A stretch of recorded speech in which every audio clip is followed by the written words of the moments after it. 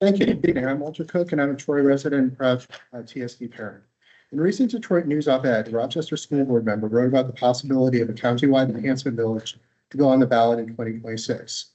First, I'm generally in favor of any measure that would raise additional revenues for the district. Assuming my calculations are correct, the full 3 mills, the maximum allowed by law, would raise about $17.5 million a year for the district, while costing TSD homeowners approximately $14 million. $17.5 million in additional revenue would allow the district to raise the average teacher salary by about $10,000 while still having some left over to fund other needs. TSD teacher salaries have stagnated over the past 15 years or so, that is, since the Great Recession.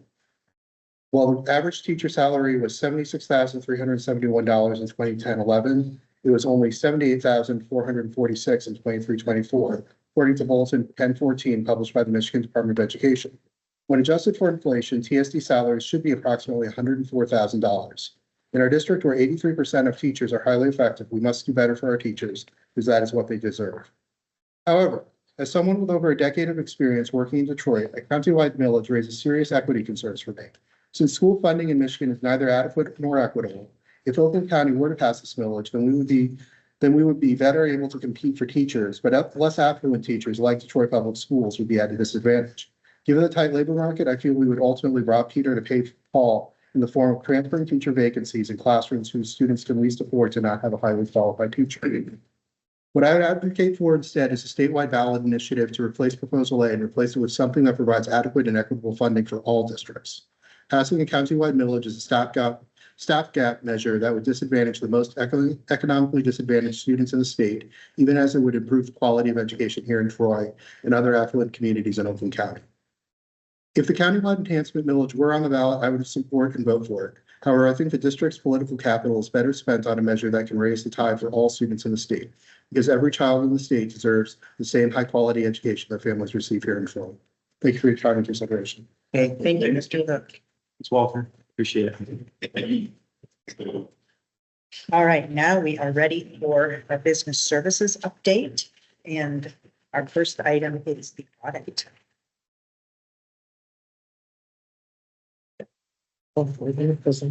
Should we tell? And we have a lot of board members who took training on the audit at MASB. So they are experts now. Well, maybe She's on, it's. yeah.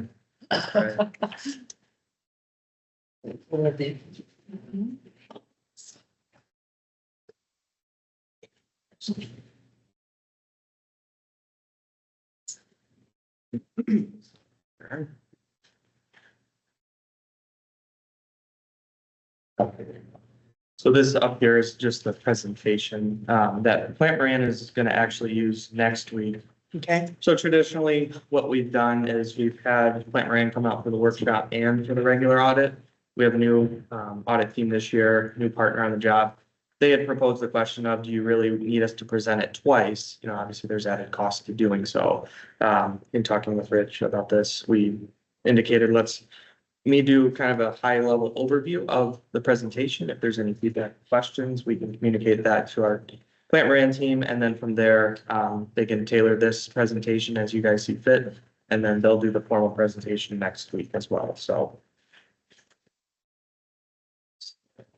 we'll go through here. So you guys have in front of you too a hard copy of the audited statements that were issued. One thing I do want to make note of is you'll see here the 2025 federal program audit has not been issued yet. This is a national delay right now. So the compliance supplement that typically gets released in August or September of each year, sometimes over the summer, has not been issued yet. A lot of it's just been part of the government shutdowns and the restructuring of U.S. Department of Ed, all of that put together equals a slight delay there. So as soon as that is issued, that is a document that they have to insert into the audited, we call it the single audit, but that's our federal program audit result. So they don't anticipate anything, no findings or question costs or anything. It will be an unmodified opinion on that as well. Unfortunately, they just have to wait to issue it. So the goal of moving it from October to November for this purpose was in hoping that we would get that compliance supplement. We still have not gotten it. So we'll be able to present that to the board as soon as we get it essentially. But just want you all to be aware that they don't anticipate any findings or anything from the field work that we went through, so. Do you think that requirement will go away to have to audit that because of? I mean, they performed the audit, it just comes down to, they have to insert another document into the final package in order to submit that, both to a Board of Ed and to the federal government, so. I'm just wondering if there was any sense that the federal government doesn't care anymore.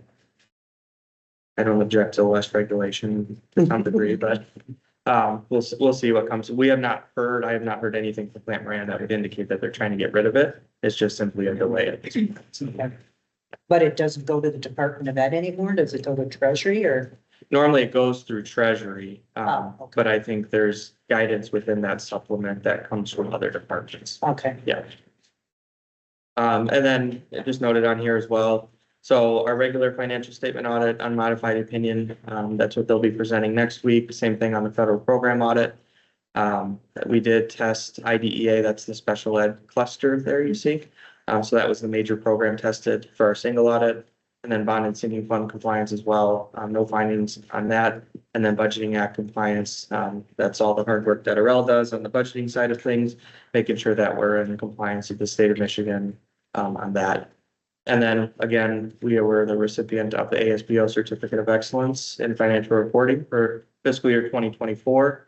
The state ASBO rather typically sends that out in June, sometimes May. We got it very late this year for some reason. So we just opted to wait on that recognition until the fall. So that'll also be included in the final package there. So just very briefly, two major funds. We have the general fund and the 2023 capital projects. That's our bond fund. And then we have all the total non-major funds as well. So all funds across the board get audited as part of their overall testing. So you can see here, we had an anticipated budget of just over $3.7 million use of fund balance. We came in just over 3 million. So about $700,000 better than what was budgeted for, which is what we want. Ultimately, as RL's going through these budgets, they're digging in, they're being as conservative as we can, anticipating any costs that we may know of, and unknowns. And then ultimately, if we come ahead, that's where we want to be. So again, we'll still have a very healthy fund balance of just over 33 million, or just under 34 million, I should say. And then that's going to roll into this year as we talk about continued staffing across the district and in any areas within that we can continue to try to shrink down where appropriate in order to correct this use of fund balance into this year and going into next year. At 33 million, it's about 17%. Just over, yeah. Yeah, I went from just over 19% down to, I think it's like 17.8, somewhere around there. And then capital projects, so at the end of June, that's essentially the $190 million that we issued for Series 1. We'll talk about Series 2 here in a little bit. That's about 127 million left as of June 30th. But we have a lot of athletic projects being paid for. A lot of the Smith work is starting to get filled. So we're very comfortable with the progress that bond Series 1 issuance is making right now. So the goal being you need to spend about 85% of that within a 3-year period. So we're moving along at the planned pace for that. Much of that 127, you don't have to answer it now, but how much is already budgeted for? How much has been approved? Most of it? I do have a Barton Allen slide I can show you that would show kind of like the committed cost, which is what board has approved. So I think it's around 95-ish million of the 127 left. Yeah. That's what it's. Mhm. Dan, Yep. the revenue part of the capital projects, is that just the interest Yes. that we? Yep. Yeah, so for this total Series 1, we're anticipating about $27 million of interest earned on that. Once you start earning a certain amount beyond the thresholds that the IRS allows, even though we typically don't pay taxes in any way, we do have to pay a tax on that interest. So the net should be around $19 million. Was that the arbitrage? Yes. I believe that was in there about 7 million. Yep. Yeah, we have, I think the last calculation was just over 8 million. So we do it every year as part of the audit. We get an arbitrage calculation. We take the money that's sitting in an investment account, earning about 4%, and then we essentially earmark that $8 million. So we know we can't touch that because at the end of the bond, we have to send that to the federal. And then Plant Moran will go through some of these slides. You know, as Dr. Machewski and I talked, we thought this was a pertinent slide here to highlight every year as we go through and compare ourselves to different districts around the county with the direct instruction piece of this being an important number to note. So you can see the county average is just over 58% of the budget is spent on direct instruction. And for us, we're just under 65%. So a lot of our dollars out of that 193 million is dedicated to direct instructional staff, which is good to see. So I thought this was a good one, as Dan mentioned, because oftentimes we'll get community members that will say, for instance, how much money do we spend on athletics? Well, this chart right here tells you exactly, just take 1.39% of 193.6 million. So it's about $2.8 million. So we spent about $2.8 million on athletics. Transportation. There's a question about how much do we spend on pupil transportation? That's 2.35 million. If you do that math on that, I think that's just just over 10 million, is it? Or just under 10. All right. Ish. So this is a good chart because we've not in the past had it broken out this detailed. Mhm. We've normally looked at something that was administration versus, Mhm. you know, direct and indirect. So this is good. What's indirect instruction? What is that? So you have, it's all function code based, so you'll see total general fund expenditures by function. The state essentially lists out each function code that we have to assign to a particular employee or service. So indirect instruction could be something along the lines of a psychologist or a social worker. And then general administration and business service, that's typically your central office staff. School administration is building principals. All the folks up here in services would probably fall either under indirect instruction or the general administration. So, but they break it down essentially to building level principal, business office staff, HR staff. It gets very specific with how we have to code it. What is community services? So those are, it's very small typically, but like for instance, Title III, we have what we call family liaisons that are typically reaching out to families to try to find families that may need support for ELD services, things like that. So it's more of an effort in how we have to assign a service that is provided to the community rather than into the classroom directly. Okay. Yeah. And then this one here, just briefly, for people membership and the foundation allowance. So you can see here, this is our budgeted amount right now, based on our fall count submission. We're hoping it's going to be just over 12,100. So slightly above what we budgeted, which again is where we want to be. And then finally, the state has decided on a budget for us. This is our foundation for the year. I think one big curveball they threw at us this year is hold harmless districts were capped in their base foundation. So we were actually 10,700. The $136 per pupil above that to get us to the full amount is funded through essentially another line item categorical. And then that eventually rolls up into the next year in your base foundation. But if that categorical ever goes away, then there's no protections for districts like us to. Right. So we've been working with our local legislators. So working with Sharon, Tom, Mike Weber, we've in several conversations with them to reinforce, especially here in Oakland County, because Oakland County has the largest numbers of hold harmless districts, that the easiest, most sensible thing to do would be to get rid of that categorical and just roll all hold harmless districts up to that base foundation so that we're not worried on an annual basis whether that categorical will get funded again. So we're going to continue to hammer on that one with our legislators. It's one of those where the longer it lingers, the more chance there is somebody doesn't know what it is, and then in some bill it gets struck, and we've seen that happen in a number of different ways.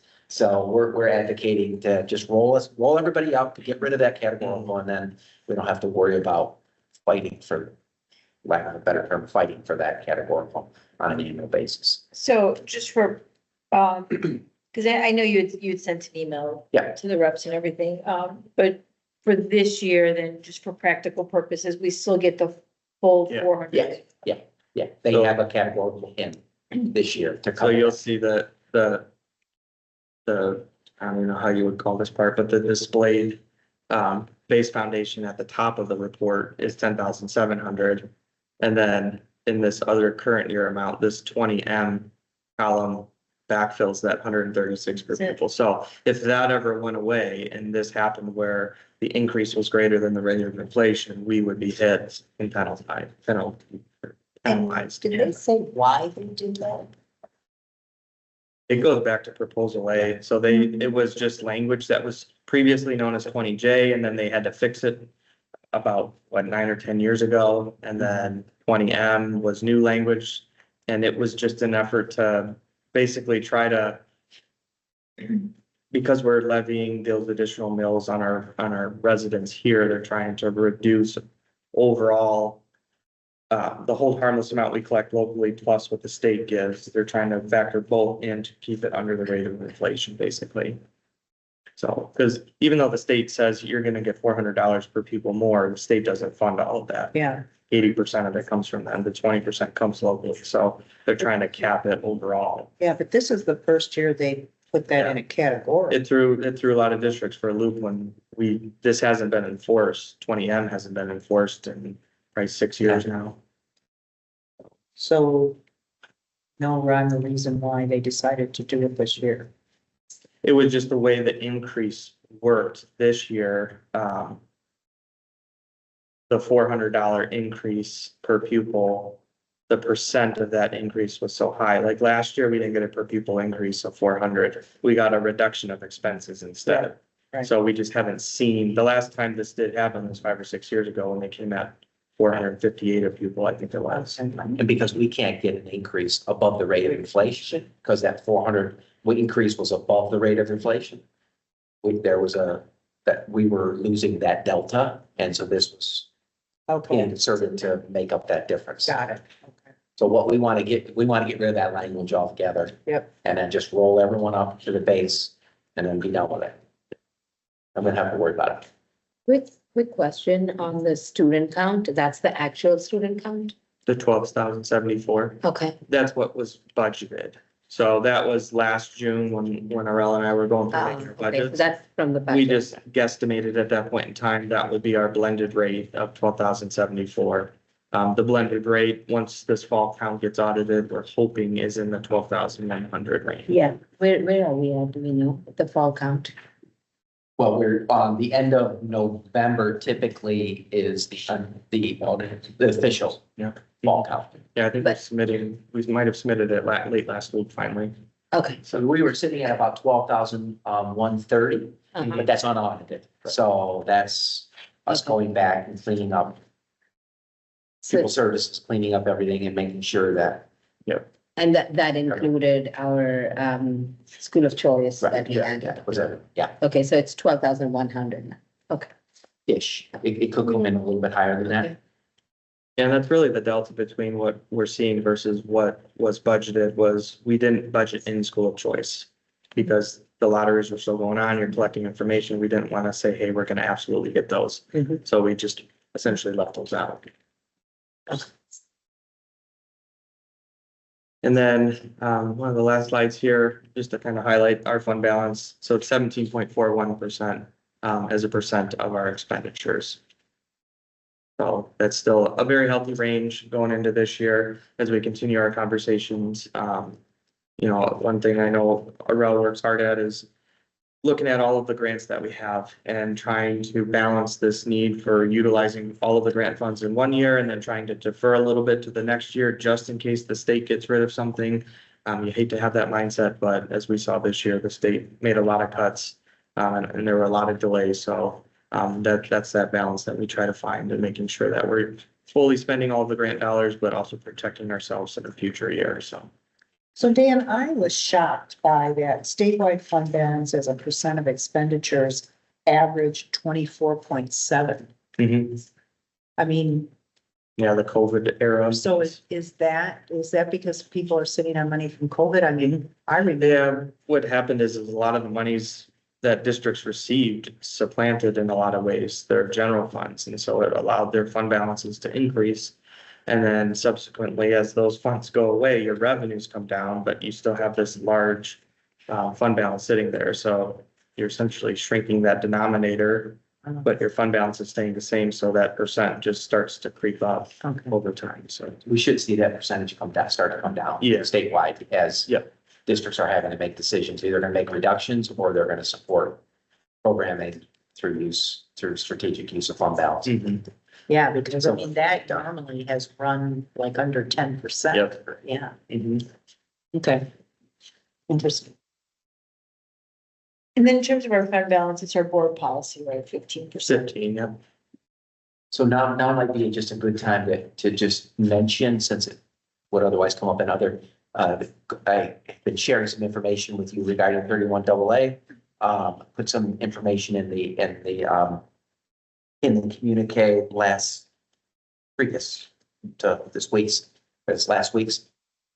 Just to let you know kind of where we are right now. Of course, that the date to sign off was pushed to the end of November. Tomorrow we anticipate several districts filing suit, or Miller Canfield filing suit in both state and federal court on behalf of multiple counties and some districts to essentially ask for a stay in a decision on that, how those requiring a stay and requiring districts to sign off on their rights to access that money. So the goal is to get that done as quickly as possible in order to get a ruling from the courts before districts have to make that determination at the end of the month. As it stands right now, as I have had conversation with multiple colleagues and so forth, there, as you might expect, there are a lot of different interpretations, a lot of different feelings around how districts should respond to this particular grant. My stance on this at this point is that if asked today, based on the current language, I would suggest not signing on to that particular grant, because from my perspective, signing away privilege, signing away rights to that we would otherwise have is not prudent, doesn't make sense. And I think there's several large districts in particular that feel that same way. There are some districts who have indicated they're gonna sign off simply because in their mind, they feel they need that revenue. Right now, what I had shared with my colleagues is, absent a significant change in that language, my recommendation would be we not sign off on that and we just pass at this point. The hope would be that either through court action or through some legislation change between now and the end of the month, that we would get more direction, more clarity around exactly what is meant by signing away certain privilege, and so forth. But absent, whether it isn't just for a year, is it forever, right? What is a mass casualty event? And define what mass casualty means and so forth. So that's where I am right now. We don't have to make a decision now, but just think it's a wait and see at this point. Well, and they talked about this quite a bit. It was talked about in one of the classes that I took, Guide to the Legislature. And then, it was also addressed at the lunch. And there were additional questions about what it also means for, immunity of board members and all sorts of other things. So it is not just, so I think there's a whole spectrum of questions that are completely unanswered. I will be going tomorrow night to the Oakland County School Board Association, the Government Relations Committee. I don't know if we'll get any more updated information on that. If whatever we get, then I'll share David that. Randall will be there tomorrow. He'll likely report to you all that suit has been filed. So This, has Oakland County they, county will be signing that. yes, to that suit. You know, I attended the school attorneys, conference, and every single attorney was like, this is not something districts want to do, Yeah. because it's too undefined. And it's also, from my perspective, as I shared it with my colleagues, it's a slippery slope, right? You sign off on immunity in this particular case, and even if there's a very narrow parameter around here, by signing on in one spot provides a crack in the door for someone to argue that that should be expanded potentially down the road. And I likened it to, for instance, where we see some of the biggest challenges right now is in special education, in particular, staff dealing with students that may be have some behavioral issues that become physical. That's where we see the most amount of staff injury to date.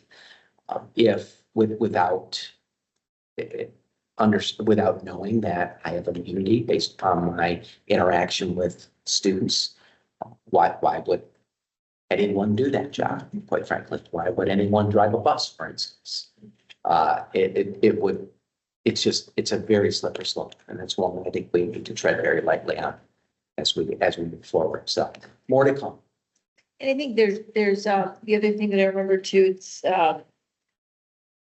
in some ways less serious than that particular issue, but the MASB has actually reached out to insurance companies.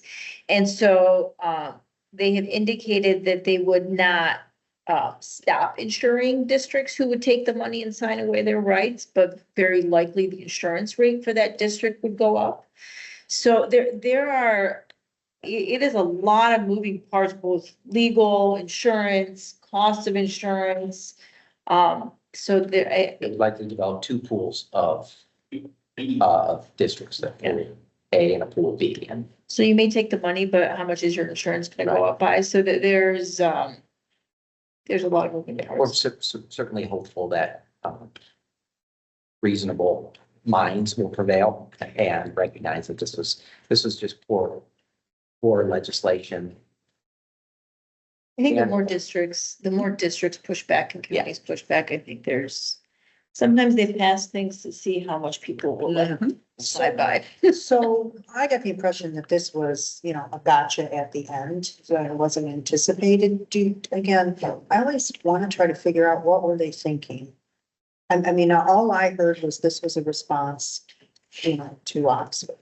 But what are they? This was a direct response to what happened in Oxford, and I think there were several families concerned that there was not the ability to assign blame to any particular individual or group of individuals, and that was not allowed for because there were because of immunity, because there were certain people couldn't be opposed, or they couldn't be, they weren't able to be spoken to. I mean, you would want to be a And so forth. counselor. Yeah. And have to take that type of liability based on what a student, How much money is that for us? Or do you remember? So for us, it's about 1.8. Yeah, there's 3 sections to it. The section that relates to opting in is about 1.8. 1.8 million. And what do we pay for with that currently? So all of our Shield staff are part of that. Let's see. We have social workers in there. We have some counselors in there.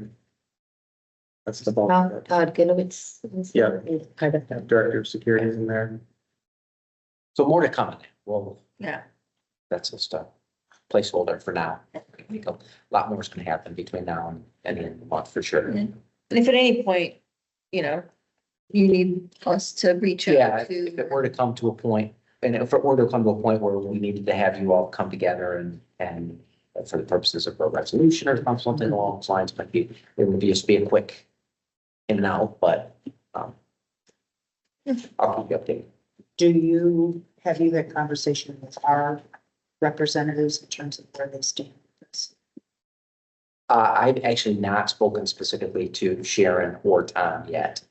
But Sharon for sure would be, but would be It's probably opposed. part of it.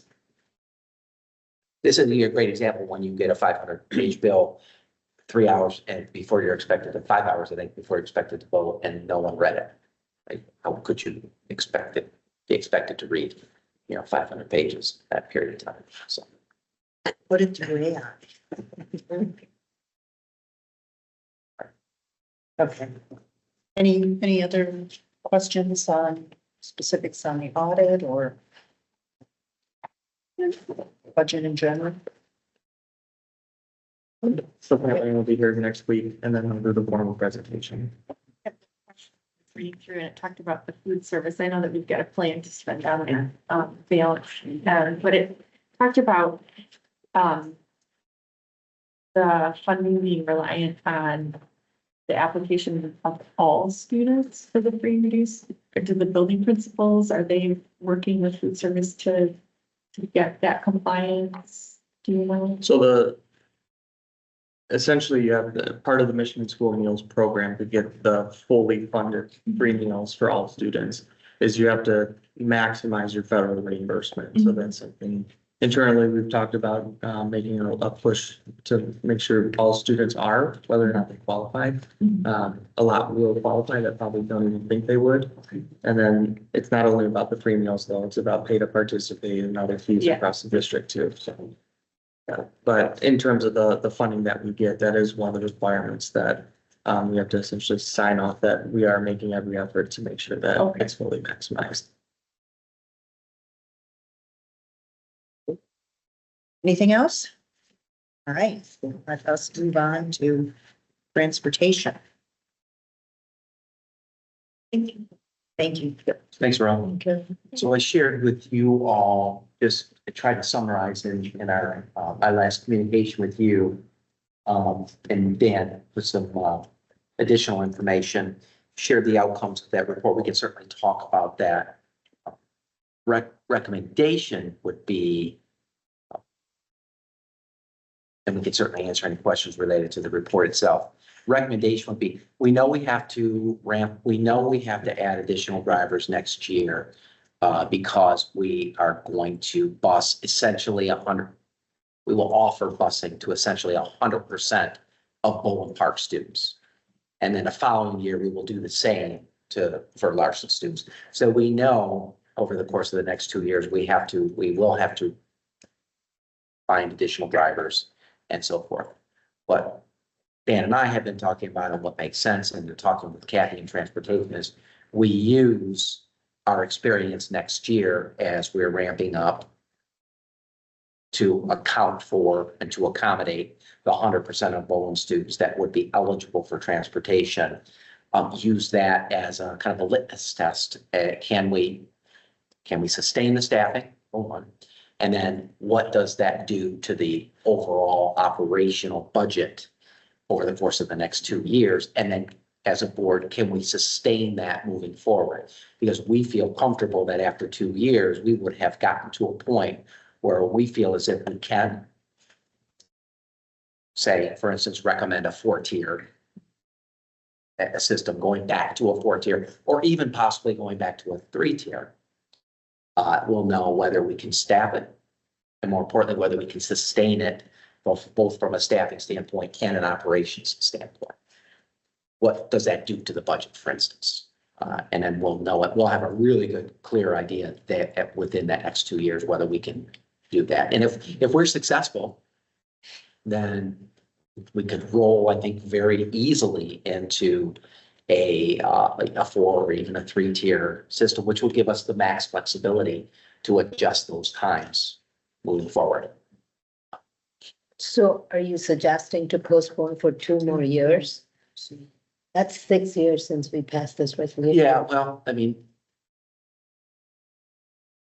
well, yes, because number one, we have the added challenge next year of we have to bus off, we have to accommodate transportation for all of Bowling Park over to the new building. So Okay. to do that and then suggest, that we're going to also then add the additional staffing And the operational costs over and above that to go to a 4 or even a 3 tier is likely not. We would likely won't be successful. How To many accommodate additional what happens to staff that. and buses are we thinking of for the Bowen Park? We're thinking probably 6 additional routes, drivers, buses included, so we figured there's at that school, just based on about 60 or so percent being walkers of that population, you would need probably 6 to 7 buses. So the thought is to have them walk to Bowling Park, be picked up from there and then transported over. So right now, Bowen Park's ridership is at 75%. And a lot of it is, Somerset Apartments too. So we're increasing it only by another 25%, which would take an additional 2 buses, is what you're saying? We don't, like a 77 passenger bus isn't gonna be maxed out. That would be 3 seats or 3 students per seat. Typically it's in the high 50s, so from there, it could be anywhere from 5 to 7 buses, depending on how full we want to. 5 to 7 additional buses. So really, we'd be in a situation where if you tried to do both at the same time, not only is it gonna be a money issue, but it's also gonna be, adding more buses, more drivers, and then 2 years down the road, we've got more drivers than we need, more buses than we need. And that's a problem in and of itself. Yeah, I mean, the biggest challenge we have right now is we're using $3 million a year of fund balance that we're trying to correct that. And if you go to a 4 tier, you're gonna be at just over $1 million a year more in cost. If you go to a 3 tier, you're gonna be at $1.5 million additional cost. So it's trying to manage both that need of correcting the use of fund balance each year to also looking at Bolin and Larson and making sure that we can accommodate the additional busing needs there as well. So So this is really a phased-in approach. How do you pay for the bond related busing change? That's general fund or bond money? the buses themselves can be purchased through the bond. Okay, and then after you purchase them through the bond, they're like ours, right? Okay, Yeah, you can't Lease for lease whatever. anything through a bond. okay, Leases have to be general fund, so we're purchasing the bus outright with bond money. gotcha. And then the increased labor cost or, Contractual cost through the first student is where this $1 million to $1.5 million. That's general. That's should be general. okay, Which is why, bucket straight, right? right, our recommendation is a phased-in approach here. We have to do in the next 2 years, we have to ramp up in order to successfully transport Bolin and Larson. This gives us a great opportunity to determine whether that's sustainable. Because after 2 years, if it's not sustainable, we walk it back because we wouldn't need that additional resource after those 2 years. So if we can't sustain it, okay, we walk it back. If we can sustain it, and we've demonstrated our ability to do it both operationally and financially, then, okay. Now, what's the next conversation is, okay, what does that look like in terms of utilizing that resource that we've already invested in order to make the adjustments to start times? Help me understand how you came up with 5 buses. I see 170 additional riders. Is that the chart I sent you? Yeah, it was 730 is current Bowen Park eligible riders, and there are already 560 riders. Okay, I haven't seen those numbers specifically by building until today, so when we talked as a sub-cabinet group about this, just assuming half the bus riders, that's where we came up with 5 to 7. 5, 6, 6, okay. But it may vary between Bolin and Larson too, depending But on. It's staggered, right? After Bowen is done, Larson starts. It's They're not both- simultaneously. Yeah, yes, yeah. It's staggered. So whatever it is, 4 or 5 buses, it's this year Bowen, next year Yeah. Larson. Okay. And we will really know until we get into it because so many folks that are potential riders don't ride. Potential. Yeah. Sometimes they might, sometimes they Right. don't. So it may be lesser. Well, Right. in my head, I'm just thinking, a kid that is slated to ride a bus, but they live not that far, parents drive them. If they're gonna have to schlep all the way across town to Smith, they Yeah. might put that kid on a bus. That's what I included 100%, and that's why I was thinking. Yeah, so I think we're planning on kind of worst case, if you will. They may still drive them to Bowling to get on the bus. I mean, My concern is, and our cabinet team will share this concern, is day one must be successful. Yeah. As we're transporting those students, Mhm. with, that day one will be successful. So sure, we need to be positive that we've done everything we need in order to plan for, communicate, have appropriate resources to make sure that that's a success. what chart are we talking about? Is that this chart? I heard you say that. You told the chart. I asked a bunch of questions and he sent me some data about transportation. So I guess, Dan, you can share it with them. I'll forward it to the group, yeah. Yeah, sure. It was basically the eligible riders per building across the district, and then how many students that are eligible are actually riding. So I have a question. So the information that was provided to us, the main like eligible scenario, aside from, the changes we're gonna have with Bowling kids going to Smith next year and the North students. The information that was in the board docs, the alternative was really another 5-tier system with the time switched. That was- So, but when we talked about it last year, it's 4-tier, now we're bringing up 4-tier again, so now I feel like we're having like 2 or 3 different conversations. So I understand the point of, ramping up and seeing how all of that goes, but,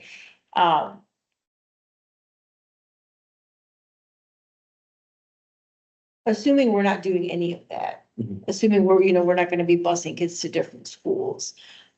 What proposal are we looking at? Because the one that was in the board docs, in my mind, and I didn't have time to go back to the Yeah. one from last year. That one was for a 4-tier system. The one in the board docs, like the ideal, what seems like the one where you're not putting elementary school kids on a bus at 6:30 in the morning Right. is the 5-tier system. So are we not gonna, what'd you say? Did you mean 4-tier? Scenario A, whatever's in board docs. When I looked at that, I was looking, you said that I'm looking at other options, 5-tier system to 4-tier, different ones.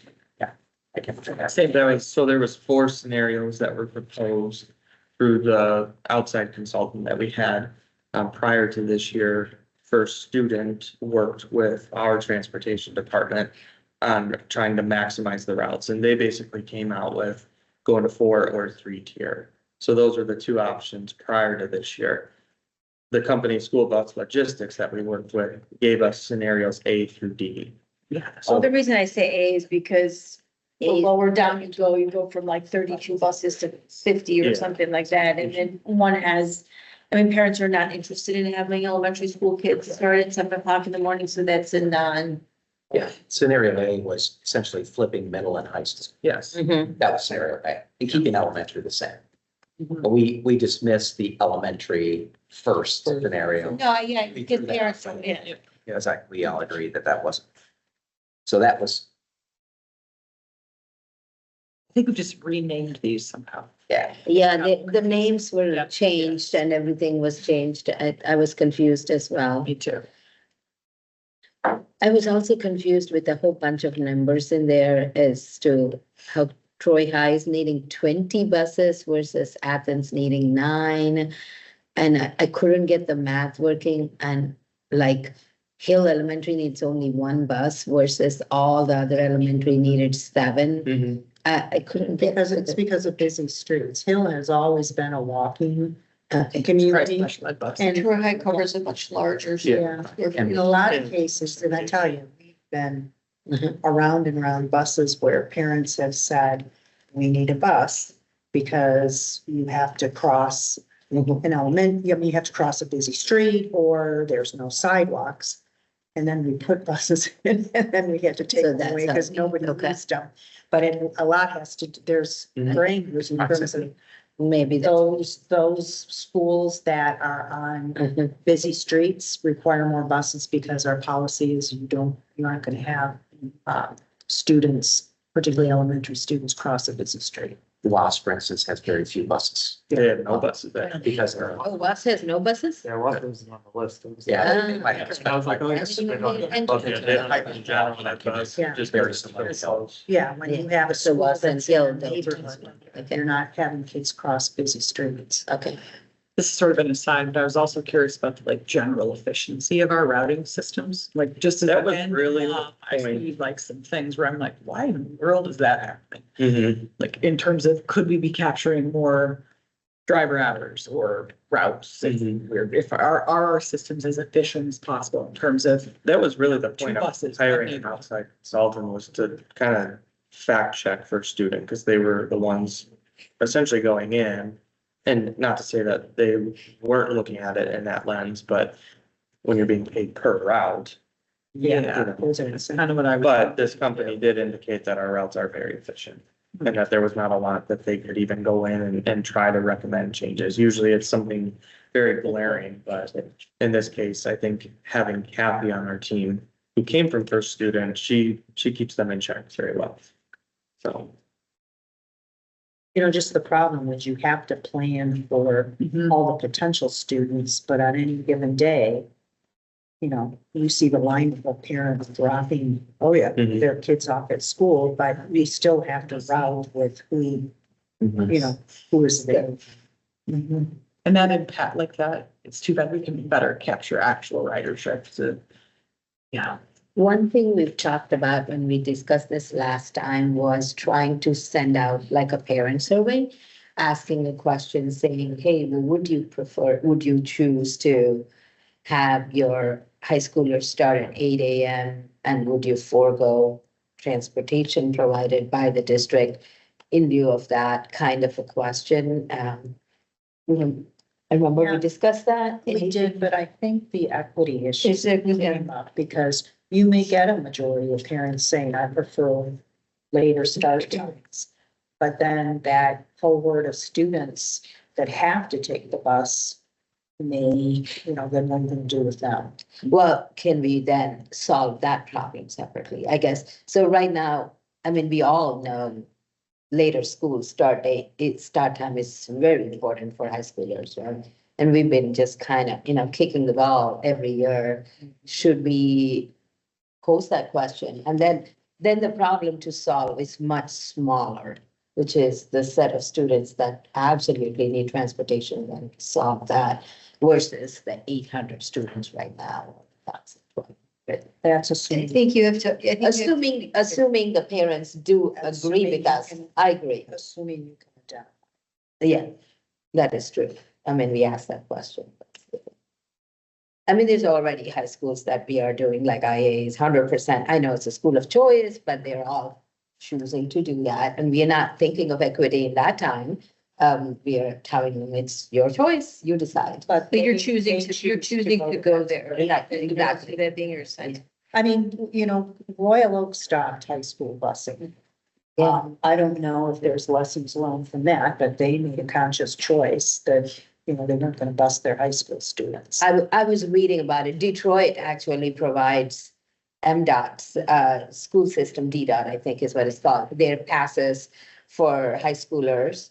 But they're now reconsidering again, bringing back school buses. So they are, because their absenteeism is higher. So there is also that, so I understand. That is not necessarily all that. Yeah. Relies. Exactly. Travel for 2 hours. Yeah, and we Right. don't have, A transportation. we don't have public transportation. My understanding too is that if we can't offer it to some students and not to all, so, right, so.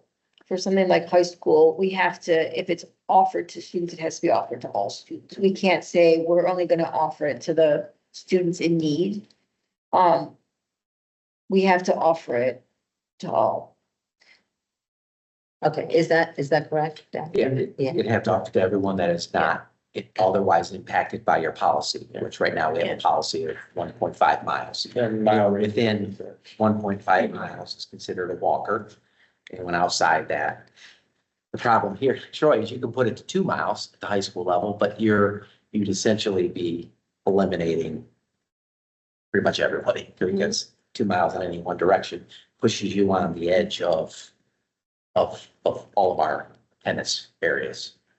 But 1.5 was really the farthest we could go.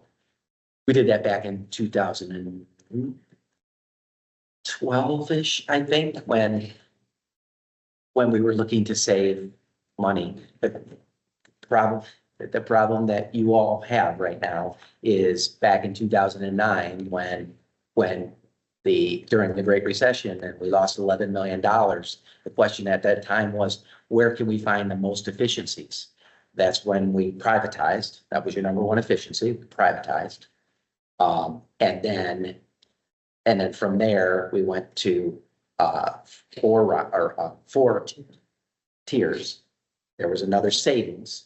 And then the superintendent at the time said we need more savings. Then we went to 5 tiers and did a And that's when we did the did study. the very, and then we pushed everyone back to 1.5 and 1 mile, and from kindergarten being a half to 1, or elementary being a half to 1, and so forth. And now, so you found we had max efficiency at the time, and that's savings. Now we're trying to get back to where we were. The only way to get back is to spend more. To get back to there. And we've looked at this at every which way to see if there's an efficiency model. And what this company is telling us is you are running the most efficient model currently. We would have to find a way to get back to a minimum of 4 tiers. If we can get to 4 tiers, we can probably push start time at the high school back to 7:45. Which interestingly is what it used to be. But the report that we years got, ago. there's a 5-tier system where you can get start times at the high school at 8:17. And then That's if you switch. yeah, That's if you switch.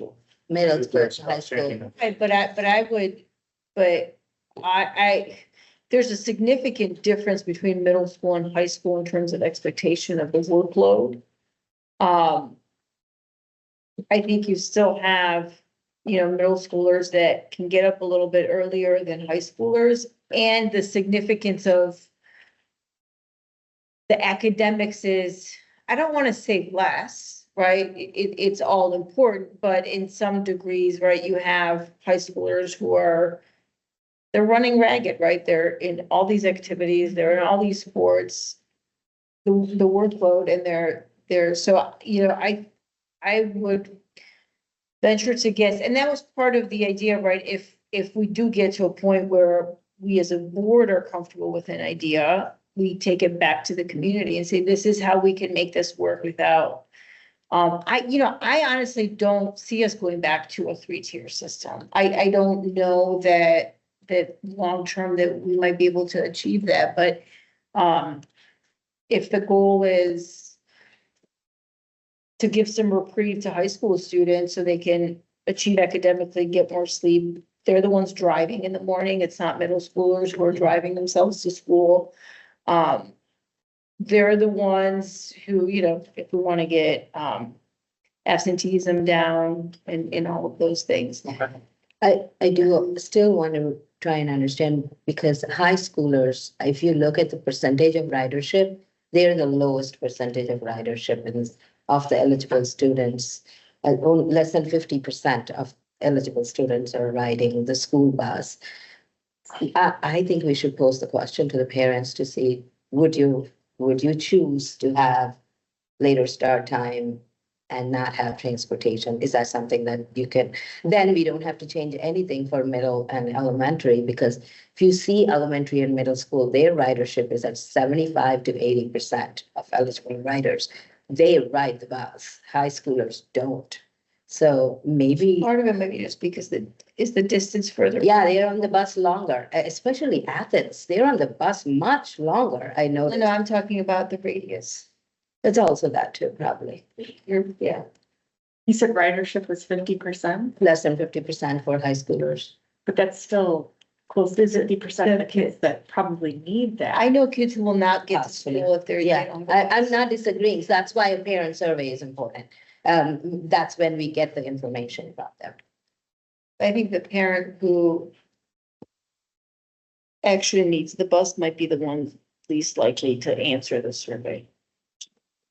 Okay, let them. Like, I'll answer it because my kid doesn't have a bus anyways, right? To me, it makes no difference. I have to drive my kid, but I think the parents least likely to answer that survey is the one who's out of the house at 6 o'clock in the morning. Their kid can't get to school if they don't have a bus. So let's do a couple of things. One,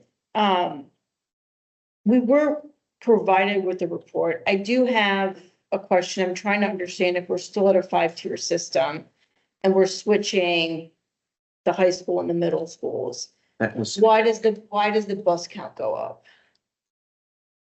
the ridership levels at the middle school being higher. They would be higher if it's early in the morning. So, it's built for the report. If it, You're looking at the first option. Yes. yeah, option A. Yes.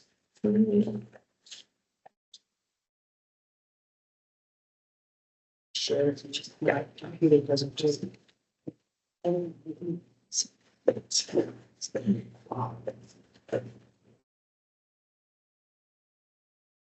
think part of it was getting from high school then to the elementaries. There wasn't enough time in between to get to that 8 o'clock mark. To get them over to the elementary schools, if I remember.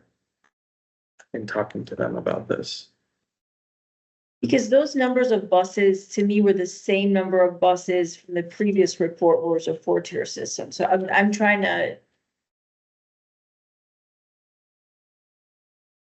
Because if you look at the charts for where we are now and the 5-tier system with the middle school and high school flipped, all of the numbers are the same. So I was trying to figure out where the additional buses are coming from. So I think when you look at the proximity, like you're starting at a middle school level where the buses are kind of in smaller pockets, but then when they go to the high schools, now their geographical area is bigger. So the routes take a little bit longer. And so they're not having enough time then to go to that next tier of elementary schools.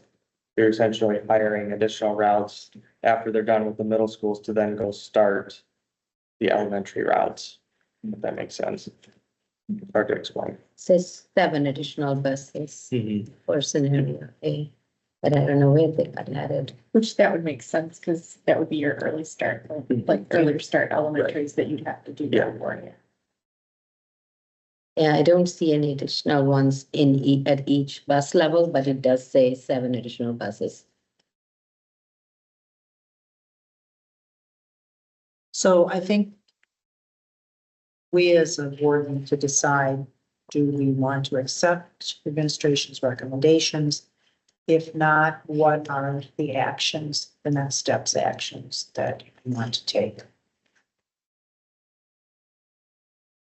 I guess I'll just go on. Yeah, I think that we really need to accept the recommendation and move forward with the plan to kind of ramp up and use this as an opportunity to see, we have no choice but to make this work, like Dr. Machewski was saying. And to try and go above and beyond that, financially and logistically, to me, is just a huge risk to take. But having that time to see how it works, and also that gives us time as a board to talk about some more of these options and to get parent input and put together a well thought out survey to get to parents to help us make those decisions at the end of this 2 years when we have, the financial and staffing information will be there. And then we can have the parent input there as well. And I think we'll be in a much better position to make an informed decision about route numbers and start times and things like that. So. Add your perspective. No, I agree with what you said. I just think there's a lot of unknowns that we have to work through. And I do agree. I think we do need to do some type of parent survey, and it's going to take us time to come up with questions and just make sure that we're asking them the right scenarios. And I don't think we're at an opportunity where we even agree on what scenarios we should be presenting to them. So it's going to take some time.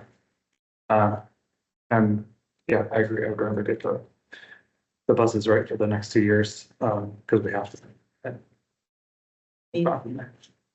You know, I'm not I'm never a fan of too many moving parts, and so I wouldn't want to both do a time change and all of a sudden having to, you know, bus kids around. I will disagree on one point. We've already done the parent surveys. Like, we've already done those extensively, so the next parent survey, if and when it does happen, is once we are comfortable with a new plan 2 years from now, that will require some sacrifice, then we say to the parents, we can make it work. But the parent surveys, we've already done those. No, I'm saying if we, Yeah. we give them the scenarios that we have Three options. three options, we ask Be in them, favor of that. Yeah. are you in favor of this or not? Well, and this is what that would mean, yes. And this is what it would be. But, Yes. but in terms of other parent surveys about school start, we've already No, done no, those, yeah. Yes, Yeah. for sure. No, I'm never a fan of changing too many variables at once, so I think at this point, it makes sense to, you know, get through the next 2 years and then have everybody back at their physical locations. But I will not forget to bring this up. No, I'm serious, because I got on the board, by that point, this had been decided. And then 2 years in a row, it was, oh, well, just next year. And I was the one who pushed to finally actually have somebody come and do the study, because we are either gonna do this or not, and it is a waste of time, and it's disingenuous to the community to just keep rolling it. So 2 years from now, we need to make a decision. And if the decision is we can't find a way to do this, then we need to go to the community and say, we have not figured out how to make this work. But it's a waste of our time, and it's not fair to the community, because I still get asked by people all of the time. So 2 years, we will have this discussion, but at that point, I don't want to keep rolling it to some future time. Like Natalia said, you guys made the previous board, or the boards two previous, made this decision 6 years ago. So at some point, we're either gonna do it or we're not, and we need to move forward and put it behind us and tackle some other issue. I think to follow up on that, if we know which option you want, what we would do then in terms of a phased-in approach is to say, we're not only gonna add, let's say, 3 drivers next year, because that's all Bolin needs. We would say, okay, if you've picked option B, whatever that may be, and it requires 14 drivers, we would look to hire 7 drivers this spring for next year. And then however many we need to allocate to Bolin, we will. Some of them we could use on special runs. They may, like, we have to pay a minimum hours per driver. But we've looked, I know Christina's worked with TCCHS. That's an option to expand some busing routes there. So we would look to try to fill those new 7 drivers' time with other routes beyond just Bolin. So the plan would be to essentially spread it out over 2 years, whatever option you want to go with, and then phase it in so we can ramp up. I mean, I'm personally comfortable with option 2, where you flip the middle school and high school, because one, that doesn't require all of a sudden going from 32 to about 45, 52, whatever buses. Again, I'm comfortable with that option. If that's what we're comfortable with, once we get to a point where we can make the decision that we're gonna, you know, we're getting close to getting ready, then that is the question that's posed to the community. This is what we can financially and logistically do to ensure later start times, yes or no, right? And that is the feedback. And if parents are willing to switch middle school and high school, like I said, I don't see us going back to a 3-tier system, because I see our costs going up and I don't see our funding going up. But the one thing we can do is switch the middle school and high school. So that I would be very comfortable with that option. In any case, once we're at a point where we're not busing kids from Bolin to Smith, from Larson to Smith. Like, as we sit here next year, this time next year, we'll have a really good idea as to whether we've been able to ramp up from a personnel standpoint in order to meet the needs of our transportation requirements. And then we'll know what the costs are and what we would project those costs to be moving forward. And then we call a question. Yeah, but keep in mind, the reason that we have not been able to implement this, or at least where you guys were coming from, is that we couldn't find bus drivers. Yeah. So it would seem that it would be, our first approach is you go out if the market has changed.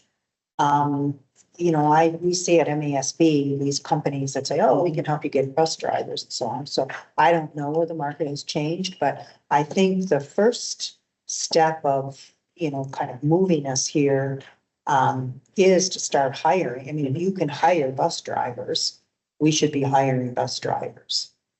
There's an indication that the market for bus drivers is improved. Yeah, the Teamsters union that represents first student drivers had a pretty substantial increase to pay last February. First student ate that cost for the remainder of the school year, but that's now embedded in our new contract that you approved back in the spring. So we're fully staffed right now. We have 8 subs that we do maintain on any given day. There's probably opportunity where if we wanted to hire, let's say 7 drivers, if you went with scenario A, you need 7 additional drivers. We could hire, let's say 4 and just pull 3 from the sub pool if we needed to help spread this cost out. But ultimately, I think if we know which option we want, we know how many drivers we need to make that happen, then we can develop a plan over 2 years of trying to phase it in. And as I look at some of these numbers too, I think Bolin and Larson being the 2 schools that are impacted by the building moves are also our early start schools too. Yep. So for what that's worth, those 2 schools are already starting before 8 o'clock. So if you're looking to make that move, it's not gonna be as drastic of a change either. So, my perspective is if you are not able to solve this in the last 6 years, I mean, we should look into a situation that we may not be able to solve it in the next 2 years, and we can't just say, let's wait and see for the next 2 years. Well, we can wait and see, but we should also consider other options. I definitely want to check with Royal Oak and how they are dealing with not having high school buses. And looking at the numbers that high school ridership is the lowest, we should definitely have it on the table and ask the parents if that is something that they would be okay with, and decide to go with alternate options for be smart about the ones that do absolutely need buses in high school. We should definitely figure out a way. I mean, I was doing some math and we spend about $500 per student, per rider, I think, per year. Maybe we provide a way to provide that to the people who need it, and to find transportation themselves or something. Be creative about that, and that way we don't have to change middle school or elementary and then solve the high school problem. Obviously, ask the parents that question and make sure we're okay with that. And having that on the table is not a bad idea, along with looking at these next 2 years. That way we are trying to really solve it instead of hoping that it'll be solved.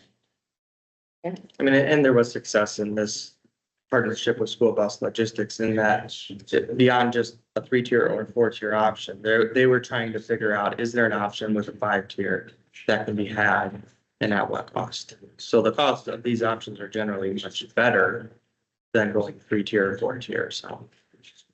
Yeah, and I mean, operational cost of an extra 455,000 is not so astronomical that we cannot fit it in to alleviate for 4 years of high school for students to be able to sleep an extra hour a day. All right, let me finish going on the table. Yes.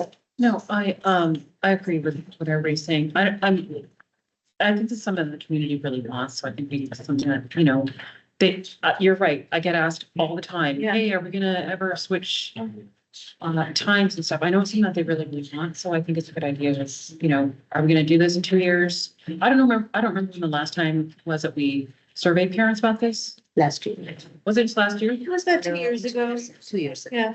But the way that survey was constructed is we didn't give them trade-offs. It was, we looked at different, we clearly found out people don't want their elementary school children going earlier. So we got a definite interest from the community about later start times for high school. But, unlike kind of what Patel was saying, we didn't frame them in terms of, would you like this versus that? But I guess if we're gonna move forward with it, is there a concern about,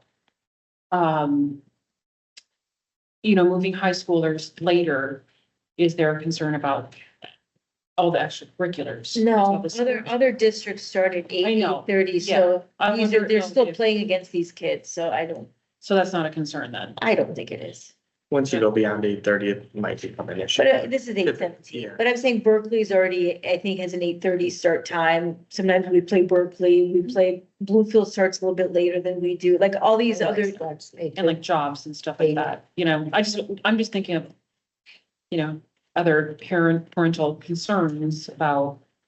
There was overwhelming support Yeah, for there starting later. Oh, at 8 o'clock. I know there is, yeah. Yeah. That is absolutely. So I think if we today tell each other, we're gonna do this in 2 years, we're gonna figure this out.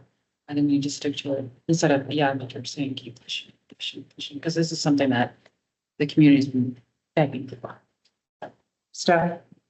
Well, having parented already 6 students who've gone through high school, I can say that, that our sleep is super valuable in a lot of ways, and potential trade-offs aside, we could figure this out. And that we don't really have a choice but to figure it out, at least in part, as we prepare for the bond work, right? So there's like a money savings by like buying the buses that we might need with, sort of money saving. Yeah. Rob, Peter, pay Paul, whatever. But on the other side, I don't think we should let it go like now and do nothing for 2 years and just wait and see what happens. I feel like I'd like to watch this from a more like regular reporting standpoint of like, hey, how's it going as we prepare to move these kids about? Does it open up the view of transportation and how we create our routes? Because we have to do this whole new thing. It's not like the same routes we've had for however many years, right? Since 2009, switched, like you said. So I think that perhaps our best choice is keep a close eye as the plans happen for the next couple of years for the remodels, and get ourselves in a decision-making space about which model we want so that we can be really proactive, both communication and feedback and planning and all that jazz. But that's why we think we have that's why I wanted to still, it was the report was in our packet, we were supposed to talk about it, so that's why I still wanted to talk about it, so it's not, we forget about it. Like it should get back onto our workshop agenda where we can actually get to the nitty gritties of which scenario, because I don't know, I think we'd probably be helpful to sit down with people who route buses and talk that through deeply. Yeah. And plan. I guess my perspective is this. First of all, my belief was, although we wanted to do this for years, the bus driver situation was the impediment. So I'm glad to hear that it looks like that has been rectified. So my recommendation would be, I agree, that I'm also of the opinion of you don't want to change a lot of moving parts together, because we have to be successful with bringing these middle schoolers, to their new location. But that doesn't stop us from pre-planning. And, again, we can have the discussion. I kind of thought we were at the point where we were, if we had had bus drivers, we would have switched the middle school and the high school. We wanted to leave elementary alone, and then we would flip. I mean, I thought that was an old board, so maybe we need to reconfirm that that's where we want to be. But I would like to see us, starting to move towards that plan, as we bring on board and see if we can keep bus drivers. And then we'll have to keep the budget in front of us because, again, we have some cushion because we have some fund balance. But, that fund balance doesn't go into perpetuity. So we're gonna have to see where can we do some other offsets. So that would be my recommendation is that. If you're looking at scenario A as a potential option, what we can do is Kathy can actually go in and do some route planning and then bring that forth with some more solidified numbers. I mean, school bus logistics had access to our system, except for like the student names. So they are able to essentially see what our current routes are, and they were rerouting and things like that too, but, we can go in to get more specific numbers to see what this option really would entail. And with the impact also of the decreasing Student count. student count Mhm. might be, because I imagine a bus could probably take on an extra 1, 2, 3, 4 stops Mhm. because there'll be less students on the bus from the current stops. I mean, I imagine that that will also be a factor. So Mhm. when we get down to it 2 or 3 years down the line, we may not actually need 7 more buses. Right. I do. So probably Nancy, where we're at is, yes, we don't want too many moving parts, so we're not gonna adopt this change next year, but it needs to, we need to keep working on this so that way. Because when I look at the operational costs approximately, it is not a scary number. It is one that I think, considering how important this is, one where we can figure it out. I did ask for the numbers on absences during first hour. Do we, I had up there if you want. that was the tardies though. That is different. I have both. Cheers.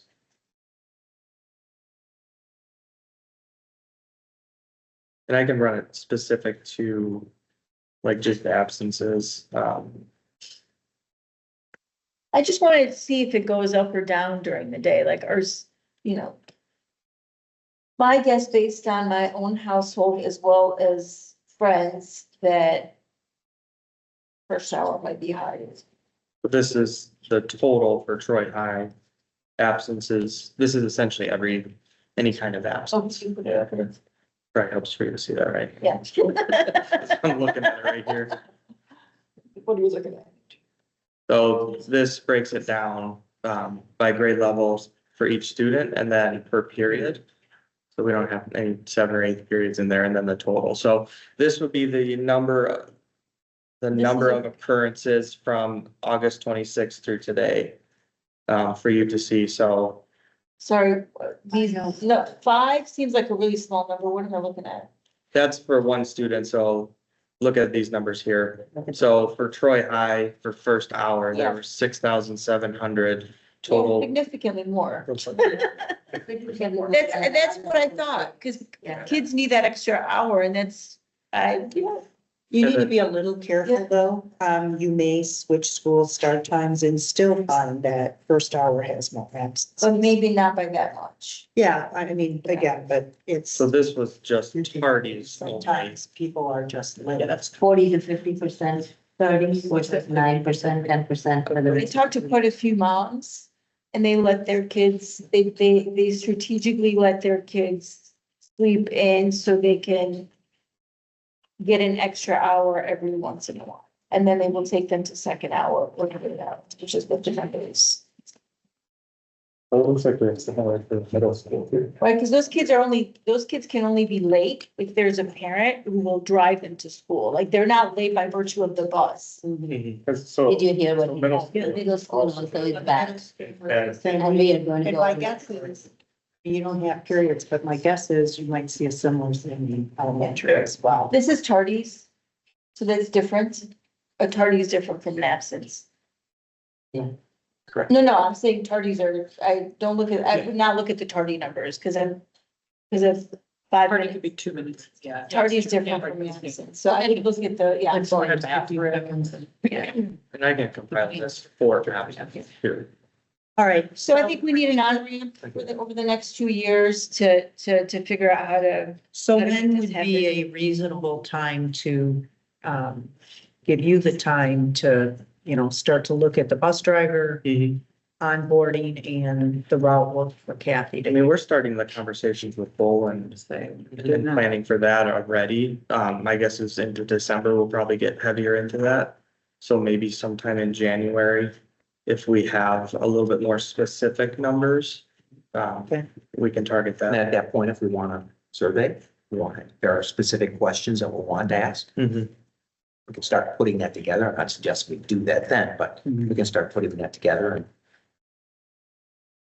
Because we didn't specifically ask parents about flipping the Right. school. That's great. And if that, I think that's an important question. So I think everybody needs to kind of, again, I think, and it was a different board that when we talked about, the most logical thing being flipping. So you need to think through that. And if that is not the scenario that you think is the best, we need to have that discussion as well. But that will be the kind of, more specific detail that we would talk to parents about. So we'll put this back on, workshop. We'll be back. Yeah. For like January, February. Mhm. So they're kind of in tandem with the work you're already doing, because that would be Yes. able to be like real-time reflection on like, wow, first Yeah. student said. Well, and I Can't do that think first. we want to stay, just informed about, because again, imperative has to be, Yeah. these Bowling Park kids need to get where they need to be next September. And if they end up being like an experiment in the node thing, where it's like, come to Bowl get on your bus there, 60% are walkers, then we see how that works too, and yeah, a lot of Yeah. reflection for our work. Okay. Did our board members, did you guys see the survey at all? No. Yeah, So maybe they should probably. Yeah. Pull that back up. Just so you have it. I'll make a note of that. Good point. Thank you. Yeah. All right. I don't remember if I actually took a survey. All right, how about we go through all the rest of the business services updates, because I don't think those are gonna be very long. And then we'll Take a take break. a break before we turn it over to teaching. Mhm. Is that cool for people? Yep. Okay, all right, iPads. So this one, we put this in your board packet. So this is the refresh plan, that our tech department kind of put together. So we're at a point right now where we have about 6,000 7th gen iPads in the district. So we've tried to do this every, 3rd and 8th grade year, you get a new device. But unfortunately, we have so many of these very, very old generation iPads that battery life now, like my daughter at Bolin, her battery lasts maybe an hour. She's got a 7th gen iPad. We had a huge issue at the middle school where the Mosul started installing all of these apps on the students' iPads, and it impacted our middle schoolers, primarily 7th grade, because they only have a quarter of the memory and storage that most other iPads have. So all that to say, we have a large number of very old devices that have lack of battery, they have lack of storage. You can't update it to the newest iPad OS anymore. It's creating challenges with AirPlane to Apple TVs, because all the Apple TVs updated to the newest one. So we need to start replacing these. So this is more of an out of band upgrade, if you will. So we met with our tech committee back in October to kind of talk about this concept, to look at the oldest generation iPads and target for about 2,000 devices per year. So about 2 grade spans every year that we would look to upgrade the oldest generations in that school year. So this here is kind of a level or a look by level. And then on the right, you'll see the upgrade number. So about 2,000 a year, 3,000 in 2028, and then 2,000 a year after that. So we put this long-term plan together. We have a new help desk and asset management system called One-to-One. So we're better able to track these devices by grade, and when they were purchased, when they were activated, all of that information. So they feel very comfortable in being able to do this going forward. So the quote for board approval next week is for 1,000 of them. So the base iPad is $324 plus the case with the keyboard and touchpad on it. Totals about $434 per device. So we're looking to buy 1,000. This would target 7th grade. Those are the oldest ones in the district currently. So the goal will be to order these and then start rolling those out probably just after the new year. So our original plan is for 4 years, right? For these to last 5. 5? Yeah. Okay, and now by moving this ahead, how far ahead It's are we? still, the goal is gonna be 5 years still. It's just looking at the oldest, rather than looking at, hey, 8th grade coming up, let's replace yours. We had to look at what are the total number of devices by generation across the whole district. And we just have so many that are at that 7th gen level right now that we have to take action to start replacing the oldest ones first. So I thought I read too, that this idea of replacing totally by grade level is a little bit of a misnomer, because kids sometimes, whether an iPad breaks or whatever, than they get. So some kids have newer gens than Yeah, others. it becomes very mixed and matched Yeah. as devices get lost or replaced, or students exit the district and they may not turn the device back in. And then you try to buy, like, we have some reserve stock, but once that's gone, we've attempted to try to buy used ones in the market, but they just become very difficult to find. So now you're forced to give different generations. When Apple switched to the 9th gen, now you got rid of the home button. You have a USB-C charger instead of a lightning cable. And so it just gets very mixed and matched. So we're trying to play catch up here. Any questions on this or issues? Now, just to clarify, so this is not moving ahead, any of the purchases, or is it moving ahead? In terms of like the cash flow over the next, 6 or 7 years, it's gonna follow the same level of cash flow. It's just instead of replacing 8th graders, or current 7th graders next year in 8th grade, we're just gonna replace them 6. A year ahead. Basically, yeah, Okay. Yeah. So we are moving ahead a for, little bit, yeah. for the 6th and 9th graders, we are moving ahead. Yeah. Okay. Is that the entire grade level, entire 6th and entire? Our 9th? goal is to always replace the entire grade level when we do this, just so you have that clean slate, but inevitably it may vary a little bit, but you don't typically see Apple remove home buttons and changing to USB-C too often. That's a monumental shift for them. So hopefully going forward, it'll be consistent. Maybe that'll be the new normal. Yeah.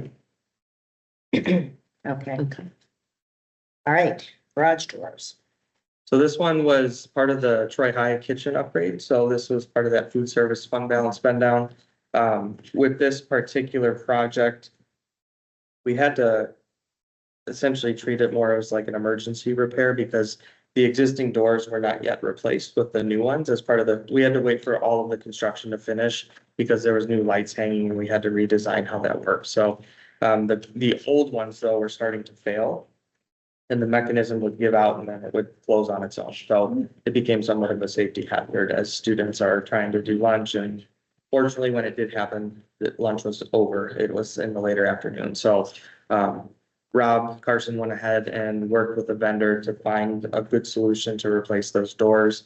Normally you would bid it out just to be extra competitive. In this case, we just did some quotes, ordered it. That way we can hopefully get it installed over Thanksgiving. And then some of the work will be followed up over the holiday break to finalize that. But we wanted to bring this forth to you just more as a notice that we had to do this in an emergency circumstance. But ultimately the bond funds would pay for this and we still did obtain 3 quotes as part of the process. So why is not the food service paying for this? Food service. They spent down all of their money. So a portion of the project, about 150 grand of the 1.4 million was coming from the bond.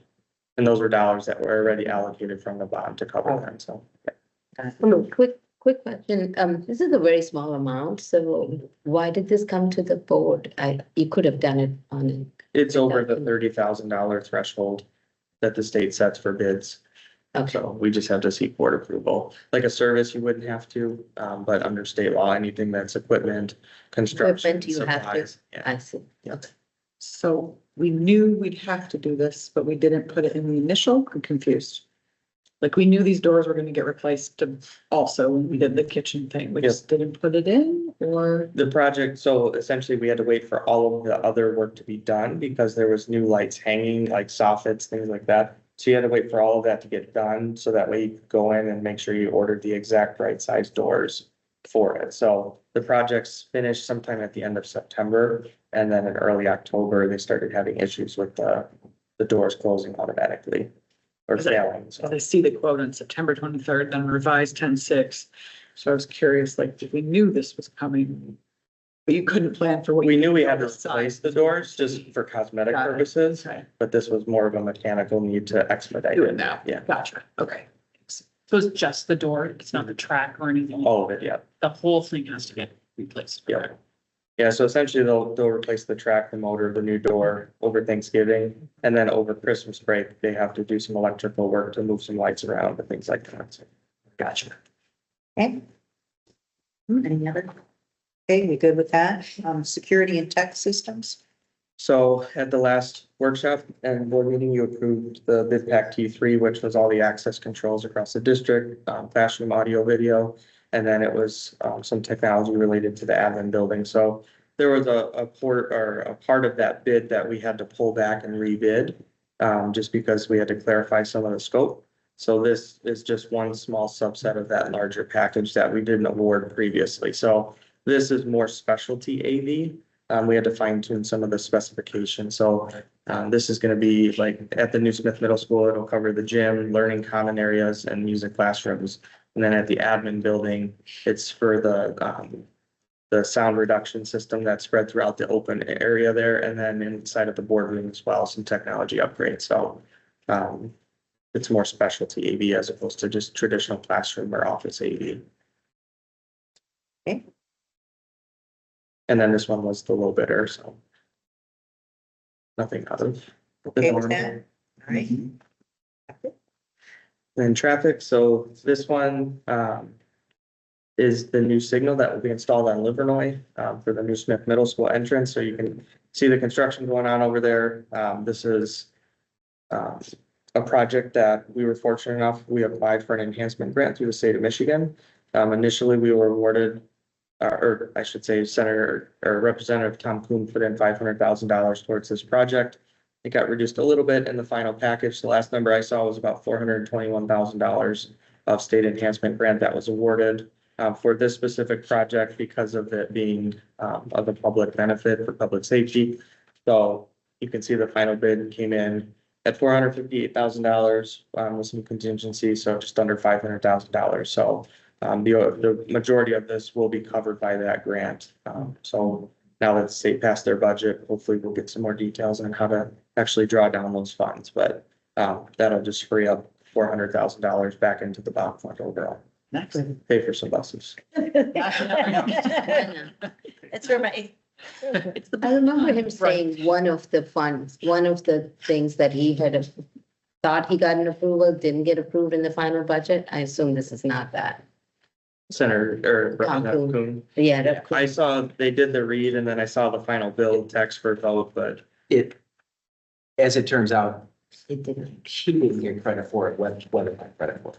Oh, okay, So so. we it actually got credited under Senator Weber's office, okay. and it didn't get credited under his. Yeah, We still got the money. Mr. Kuhn was saying that he didn't get approved. Yeah. that last time I disappointed that spoke. it wasn't Yeah, his particular Can we still request, send but him a it thank was you for it? under yeah, Senator okay, Weber's.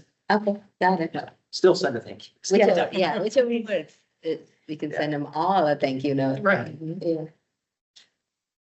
And then this work will commence early spring with the goal of it opening up before school starts, so. Good with that? And then final item here is for our Series 2 bond issuance. So as I mentioned, we're Series 1, just over $190 million we issued out of the $555 million. This would be for Series 2. So our goal all along has been to issue in 2023, 2026, and 2029. So this resolution here basically authorizes us as a district to go ahead with the process with the goal that we would issue these Series 2 bonds sometime between March and May of 2026. So we're going to prepare all the documents, get things ready, monitor the market, see where interest rates are at, and then go at the optimal time.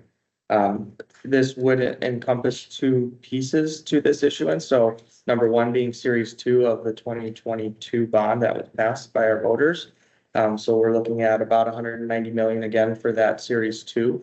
And then we do have about $25 million of refunding bonds. So this relates to, so this relates to a 2016 bond that we have. And at the 10-year mark, there's essentially a call option where we can refund those dollars back to the investors and then refinance it, so to speak, in the market. The way that the interest rates were structured, it incentivized the district to do that because the interest rates go from just under 3% to almost 4.5% after the 10-year mark. So the investors basically structured it that way when we negotiated it to try to get their money back after 10 years.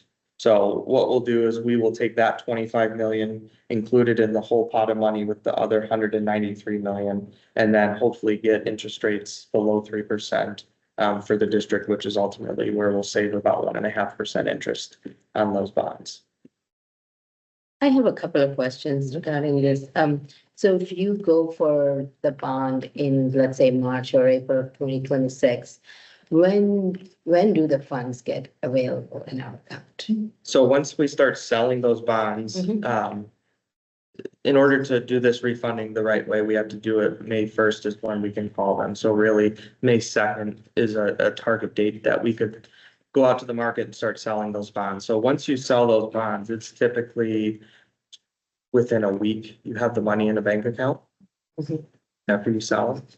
But it takes a few months process between board resolutions, all the legal documents and all of that. So by May, June, some time frame, we will have all the 190 million in our bank Yep. account. Now, right now, we have about 127 million of our existing Mhm. bond or the previous bond. And will we be spending that down Mhm. pretty much by that time? It'll be like 70% spent roughly, Okay. pushing 80%. So we have a lot of projects that have completed this summer that bills are starting to come in. So those funds are gonna get spent down fairly quickly. And part of this process is the only way you can do this refine. The only way we can do this is to assure that we've spent down that first series Yeah. to a certain percentage. Okay, That's all factored in so that you're not stockpiling, okay. not sitting in millions and millions. Yeah, that's my other question too, because we get a penalty of taxing our interest, so we want to reduce that also. Yeah, and so this document, it's hard to see, but essentially, this is a cash flow that we Huh? work with Barton Mallow on. So it starts December of 22 when the bond was first voted on, and then this is a monthly cash flow statement all the way through the end of the bond in 2032. And then it's projecting each construction project, the total value of the project, and then the estimated time that we're gonna expend those funds. So in order to actually be able to go to market, Miller Canfield needs an updated version of this to make sure that we have a good plan and have spent enough of series one in order to be able to authorize the next round. So Barton Mallow is working on an updated version of this right now that Miller Canfield will get. And then once they validate that you are in fact on pace, then they would proceed and give us that green light to keep going through this process. But if you go through the line on New Smith Middle School, I think, Amina, that was your question of, maybe you tell us what's in. But if you keep going on for the cash, we should start to see where the cash starts to. 17. Where the cash starts to, get spent. So yeah, we had some bills here in October 24, but you can start to see that those numbers over the summer here are starting to ramp up pretty good. And then it should be a pretty steady each month as the trades are going through and putting in all the windows and all the interior work. That money's gonna spend out pretty quick. So you can see here at the very bottom, Yes, so that's your cumulative total there of expenditures. So really, you're gonna be well over 100 million by the end of the 2026 year. So okay, so we still have 100 million by the end of 2026, is that what it means? that's Because we the, had 190 million bid, right? yeah, Cumulative spec. That's what I'm. it's this number down here actually, so total program. You can see the number going up pretty quick, so. See what month this is here. So that's from last month. Okay. We're expected to have spent 116 million. So, and then by If next we go year. back by June, go back to the June of next year. No, go June. forward, No, the to the other- June of next year, that's what I Yeah. meant. So it's probably in this range here, so, Okay, yeah. June. yeah, so we'll have about 40 million left. Mhm. Okay, Okay. sounds good, thank you. All right, so everyone good with this resolution? Pass this, Okay. Okay, anything else on business for Dan? All right, thank you. Let's take a 5-minute bio break and pick up with our student achievement.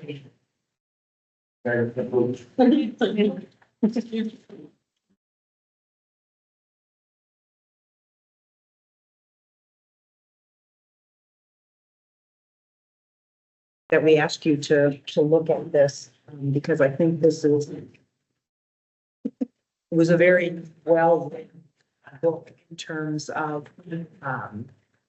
board and superintendent administration, so. If we could all, When do we have our discussion? Yeah, I was gonna ask that. Oh, course. Jane. like January, so you have, and you know, again, this is written in such a way that there's some outline. So, you know, if you don't have the time to read it. We're not much. Yeah, but we'll start strategic plan in, next year. So, we'll start it next year. When is the goal to have the new strategic plan? Well, our strategic plan goes through 2026, so the new strategic plan. By the end of the year? Yeah, would be 2027. Will we in January then talk about how we want to approach strategic planning? Process, yeah. Okay. We can do that. Yes. And my hope was that, our thinking was that this book does a nice job of laying out processes and a foundation for how those conversations can be structured. Okay. And then we use that as a foundation to make a plan around how we're going to structure what that strategic plan and conversation looks like, gathering information, community input, all board input and all of those things. Okay. That was a question. Good. Give us all a shared kind of foundation to start that conversation together. Yeah. Am I Basically, supposed to read the be book by asking- Chief. Summary. So that was an other. Yeah. Okay, so, we'll turn it over to Chris and Christine on the student achievement data review. Thank you very much for giving us the opportunity to sit here tonight and share. Christine, before you start, I want to just preface this conversation by saying, a couple of questions have been asked about, additional information or clarification around making great questions. Some of that is embedded in the conversation, and some of that is embedded in some additional information that was put in the presentation. Some of it is just simply not available now. And I share that because it has become painfully obvious to us that we have we have limitations in the way the way we're currently structured in terms of data gathering. We have the technical side of the house, if you will, which has traditionally in Troy been the keeper of the data. And we have not had a teaching and learning data individual that is more focused on academic related data and how the academic data kind of all ties together and tells the story around achievement and student and school improvement and all of those things. So we have known that for a while. It just so happens that because of some recent movement within the technology department, this affords us an opportunity to make an adjustment. Well, the adjustment will be a data and research individual whose thinking is more focused around the teaching and learning component of data gathering and helping make sense of data, more quickly gather data, put those sets together to be more responsive. Or in the past, we've had to rely upon the technology side of the house in order to gather that for us. So I think it's a good move on our part to be able to create some synergy within teaching and learning that will allow that data gathering to be more quickly, will happen more quickly, and will be more consistent, if you will, coherent in nature. Okay, so I say that, so there are gaps. We know that those gaps has existed. We're taking steps to bring someone in who's going to help us fill those gaps into the future. if that makes sense. Yes. Okay. All right. Thanks. So more to come on that very soon. Actually, you'll see a posting for the position that will go out likely tomorrow. All right, with that, we'll jump right in. Yeah. So this slide deck has been updated since it was sent to you, so there will be some changes. They're not quite the first 5 slides, but we will be definitely pointing out to you some things that might look a little bit different. Tonight's purpose will focus really on summative data. So today we're here to talk a little bit about our state assessment performance annually, how that stacks up year over year. We'll look at our comparison district by district, specifically in Oakland County. We'll spend a little bit of time looking at our performance gaps between student groups, and then we'll end with some celebrations of some of the great things that are happening across our district. I think important to note in this data, again, focused on summative assessments, we know that that's a snapshot of our students in one given time. When we think about our student performance in summative assessments, it's something that we can use to help monitor program progress. It's not something that we use for an individual student to track student progress over time. So this is really helpful for us to think about our district programming, helpful for us to think about our intervention structures as we move forward, and to look for just some more systemic changes that are going on across the organization. Our formative assessments that our teachers give at that classroom level are what we use as we're supporting students more closely. How do you want questions? Like as we go, at the end? Probably at the end. So thank you for asking that question. I think if you let us work through the deck, and then at the deck, at the end, we can go back to any area where we need to provide additional clarification. That would be helpful. So just jot down questions as we go, and then we'll just go round robin afterwards if that works for you. Okay, wonderful. So we're going to jump right in with them. All right, as Christine mentioned, just to kind of orient you to the slide and then also to this piece of paper here, I sent something similar in the communique, just kind of summarizing things. So it's a little bit of a cheat sheet. It doesn't follow exactly, but there's some pieces on there that are just highlights. We were attempting as we designed this presentation to be responsive to some of the feedback you gave to us last time. So hopefully you'll see that this isn't a one-way conversation. So we just want to make sure that we're open and transparent as possible in terms of what we're presenting. So if there's something you'd like to see differently, I would love to hear that. As Christine said in the end. So just to orient you a bit to the slide, in looking at this, our friends at Oakland Schools had shown us this 2-year kind of glance. We get more in depth and look at years over time a little bit later in the presentation, but just to show kind of a couple years at a glance. And what you're seeing here is step grades 3 through 7 in ELA. The orange bar represents the 25, and then that dash is 24. So it kind of easily at a glance can show you our proficiency rates over time.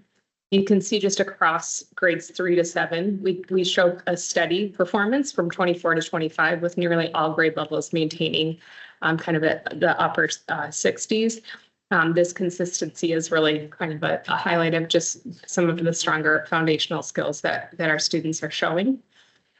Some of our key findings as you look across those 5 grades that are tested, grade 3 showed the most notable gain with about almost 5 percentage points, 4.7 to be exact. The grade 3 increased from 63 to 67 there. Grades 4 and 5 remain high performing. And again, those are about 67 or 68, demonstrating kind of that mid-level area in terms of literacy performance in our elementary schools. Grades 6 and 7, again, that coherence over time held steady between 64 and 66. Then just shows the continuity from secondary to elementary. This is a clarifying question. That's okay. Mm-hmm. What is statistically significant? We talked about that kind of, you notice the range between, there's only like 3 to 4 there. We haven't, I don't know if it's over 5 or we can work very carefully to answer that specifically, I'd be guessing, but for us, it's more than 2 points. You know, we kind of want to be able to have we want to stay within the same range between 2 and 5 points. So we could talk with folks about that though to answer, because I think that small increase or decrease is something that it's tricky because we essentially maintain. So That's a good question. Yeah.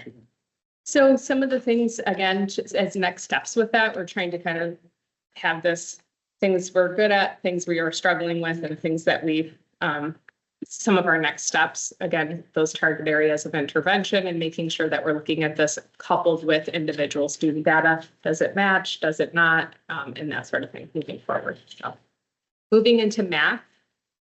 Again, this is a glance over time.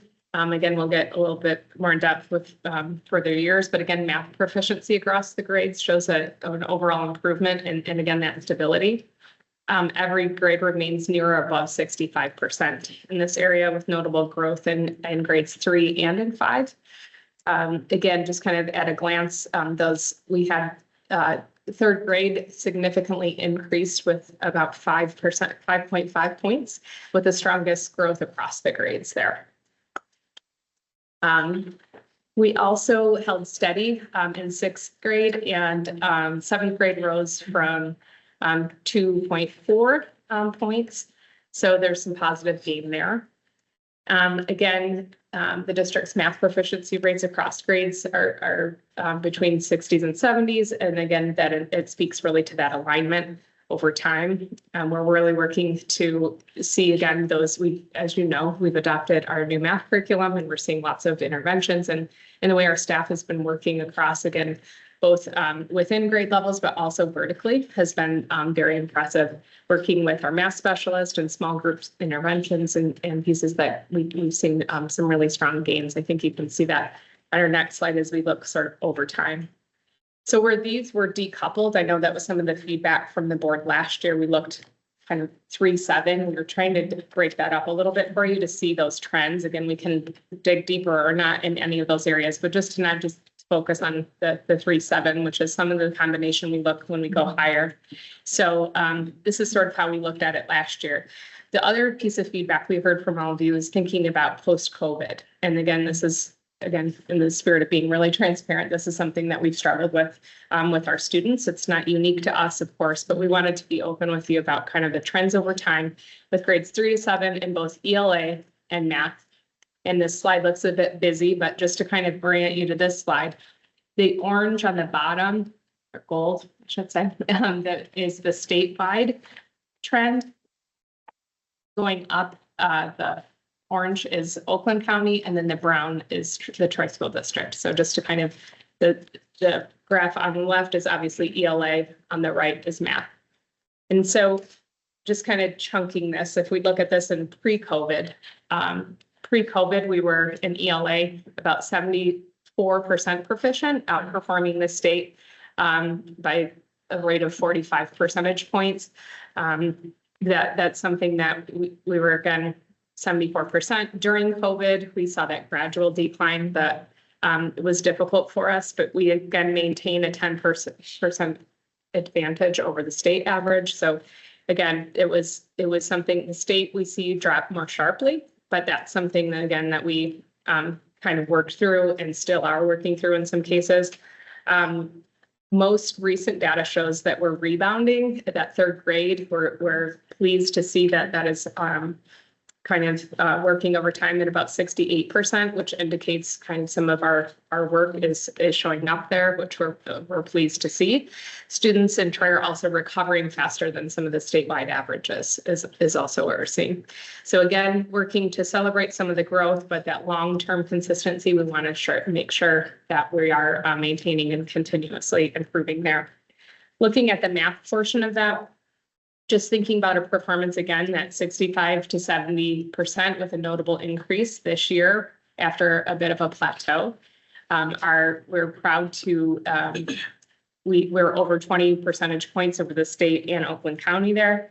And then again, that this year we're actually exceeding what we were prior to COVID in mathematics. So again, proud of the gains, and we have, again, a lot of work to do. But these are some pieces that we are seeing some pretty significant growth, and in some cases kind of before we were advancing before we were. So excited to see that as well. One thing just to add to these slides, which I think is important to note, and Vital, we've had, you've brought this up in other conversations we've had about data. I think a celebration to look at is over the last couple, from last year to this year, the state and the county both went down in their scores, and the Troy School District went up. And so I think that's a pretty impressive component, because sometimes we've talked about how we mimic the state and the county when we go up and down. This is a good mark this past year where we have outpaced that growth from the state and county. Since you mentioned it, just curious, third grade, I think the numbers were great. How did that look for others? You'll see.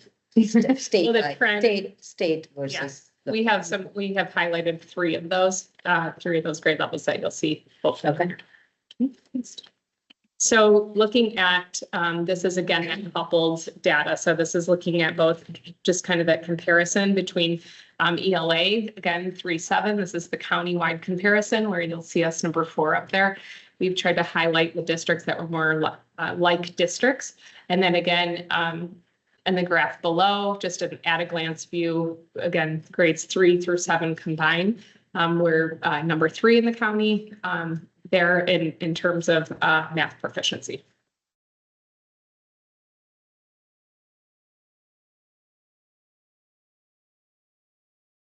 So that transitions us into talking about PSAT and SAT. So our students, as you are very well aware, take MSTEP 3 through 7 and then transition in 8th grade to take the PSAT 8. They take PSAT 8, 8, 9, and 8, 8, 9, 9, and 9, and then 10 and 11. So this is really the baseline data for our 8th graders when we're thinking about our secondary data. We look at our 8th grade performance, and then we track it from moving forward into 11th grade. You can see here, very similar to what Chris talked about earlier with 3 through 7. We have consistency in our scores.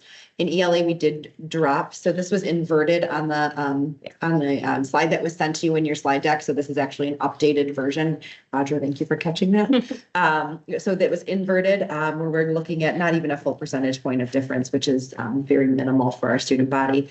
And then in our ELA 11, our student performance growing by a couple percent. But again, consistent, right? Either one of those would tell me that is a consistent score for our students.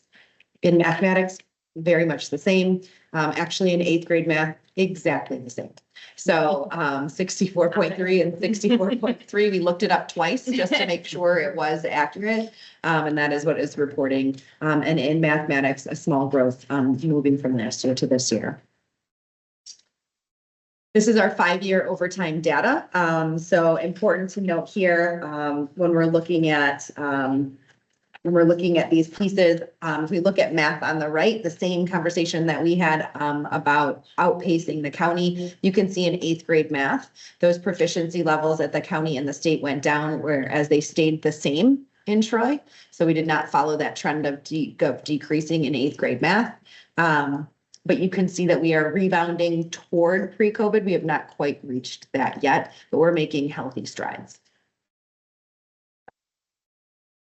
Here on our PSAT 8 county comparison, you can see that we are in ELA, we fall in the 6th space that's there, and then in mathematics, the 2nd.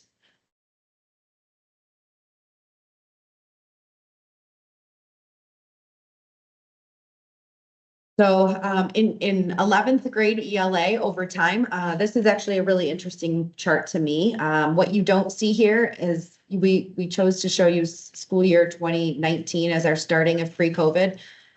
What I will tell you is that year was an anomaly of a high year for Troy pre-COVID and testing for ELA. And in 2017, we tested at 79% proficient, and in 2018, we tested at 78% proficient. So our current 79% is looking pretty good.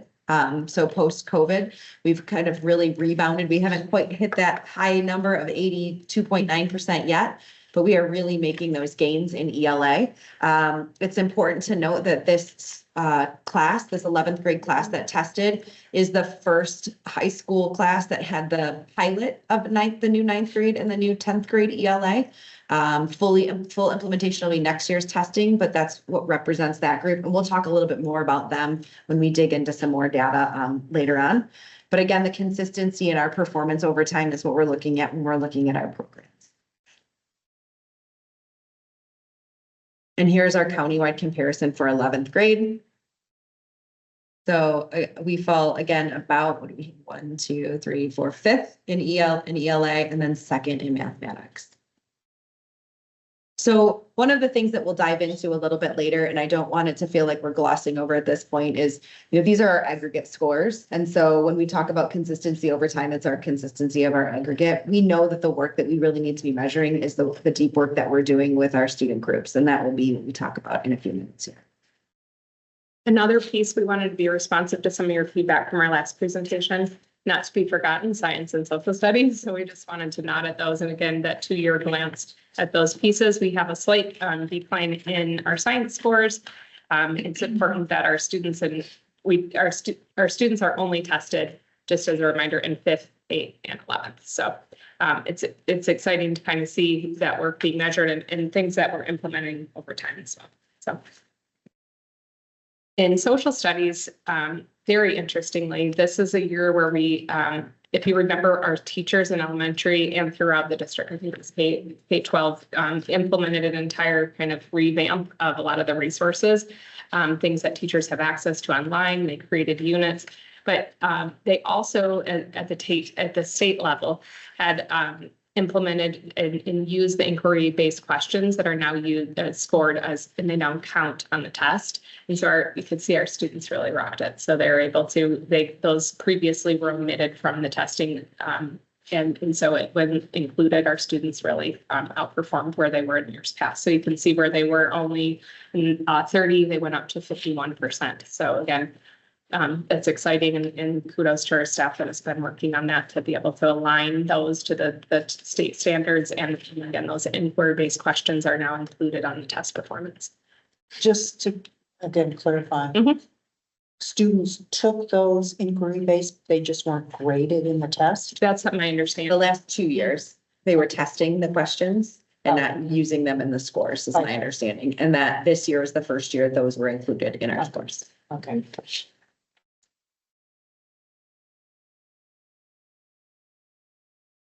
So this next portion, we'll really start to dig into and talk a little bit more about a gap analysis and looking at our different student groups.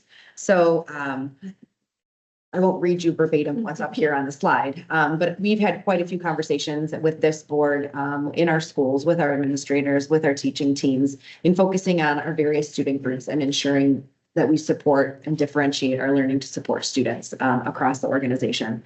We've partnered deeply over the last few years. I work with MSK 12 and thinking about our structures of interventions, and that is a key piece of working to support our students.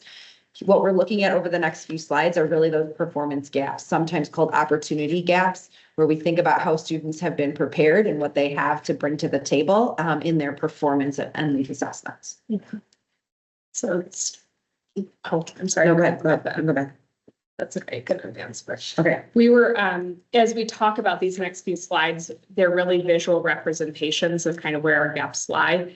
I think the most important thing is what we're doing about them. And it's important that as we build that coherence in the process over time, our multi-tiered systems of support are responsive to the students that are in these groups. And we're continuing to see those groups kind of, we're moving those students and progressing through. Again, the most powerful data that we have is not one day on one, it's the data that our teachers use each and every day with those students and seeing them progress. I think also just to add on to a few pieces as we dig into these slides.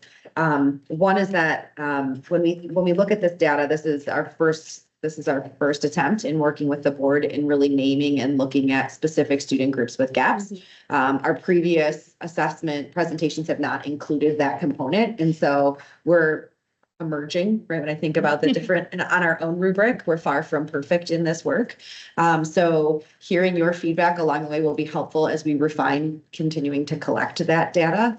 I also think it's important to note that just because it wasn't talked about in previous years doesn't mean we weren't also working at it in previous years. So that work has been underway, but we've taken steps to continue to refine what that looks like. We also know that you measure what matters, right? And so by making very clear and transparent the gaps that we have in our organization, it is hard to talk about some of these things because we want to be better for kids. And so when we work through this tonight, it will be us really kind of figuring out what you want to know more about so that we can continue to build our work in that direction, and then us being able to provide you with the information of the work that is underway. Chris talked through some of these pieces. of most importance for us has been focusing on the coherence in MTSS. When we think about the supports across our organization, our K-5 colleagues have done an incredible job of paving the way of what that looks like. And our 6 through 12 partners in this work have really taken on that work over the last few years. One of our key areas of focus has been on tier 1 instruction. So over the last few years, we've made really intentional decisions in scheduling at 6th through 12th grade to move more students into our tier 1 instruction than have ever been there before. And that is continuing. So we are seeing programs phase out that used to remove students from classrooms to have them in tier 1 instruction with additional support. And so those are new changes. Those changes haven't resulted yet in the changes we'd like to see in gaps, but those are some of the pieces we've put in place. Okay, so stick with us here for a moment while we explain through this. This is again a visual representation. It really is a different way of looking at this than we've shown in the past, as Christine had mentioned. For example, this is looking at ELA, just again to orient you to the slide, the gap analysis for M-STEP 3 through 7. This is looking at all 3 subgroups that we mentioned that are kind of historical pieces that we struggle with on one slide, and the bars represent the point difference in the gap of students. So what I mean by that, just look at economically disadvantaged for a moment. We have in that group, our students in that group are performing at 43%, for instance, or 44%, just between those two. So each year represented. The students that are not economically disadvantaged are performing at about 70%. So those students there, so the gap then is 27, 28 points. You following? So I just want to just kind of orient you to the slide. We're just going to go through every piece like that. But so the orange represents the last year. So we're very slowly kind of making incremental gains with students. It's hard to talk about because these are different sets of students. These are things, so, but as a program, that's what we want to be able to see, that those are, that the interventions that we're providing on the whole are making a difference in that way. Again, we're looking at this as a program, so it's difficult, and these groups of students shift often. But some things to be proud of in this area, we're consistently outperforming by about 20 points the state and our county. And so again, those are pieces that it is clearly not something that we're satisfied with, as Christine had mentioned. Our special education students are only kind of hovering in about 25% proficiency rate in ELA. And again, you can see the other groups are both like in the 40s. But again, this is something that we look at as a program, but we look at this on a really individual basis at the building level. So again, just kind of an analysis from that perspective in ELA. And then when we look at math, something to highlight and to be proud of, although a gap still exists, we're nearly triple the state average in math with our EL students. And so again, we very much outpace our county and state. Again, not at all something that we are content with in these areas, but just a different way of looking at kind of this really highlights that we're really troubled in working with our students with disabilities, and we really need to make sure that that's an area that it really pops up for us as an organization to make sure that our eye is there and we're working to improve with our support systems. So just to clarify what I'm looking at, I tend to work better with positive numbers as opposed to negative numbers. So if I'm looking at economically disadvantaged in the spring of 2024, the minus 33 presents, the minus 33 is there 33% below what our average is? Yes. For the grade? Okay. It's the below in percentage points. So if our Below the non-economically disadvantaged or below the average? So students not economically disadvantaged is about 70%. Our students they're about 37% proficient. Here, this data shows an aggregate 43, every student, third through seventh grade. Correct. Versus like slide 4 or so breaks it down by grade. So to help clarify for you, Amina, so like, let's just assume this wasn't all everybody. 70, Even if it's 2%. everybody, I don't know, I'm trying to figure, Yeah, I'm trying to that's it. confirm what number I'm looking Yeah. at. Am I, is the minus 33, the distance from from that. kids who are not economically disadvantaged or from the aggregate for third through seventh? Not. Okay. So could you tell us, like, That- just as an example, like Yep.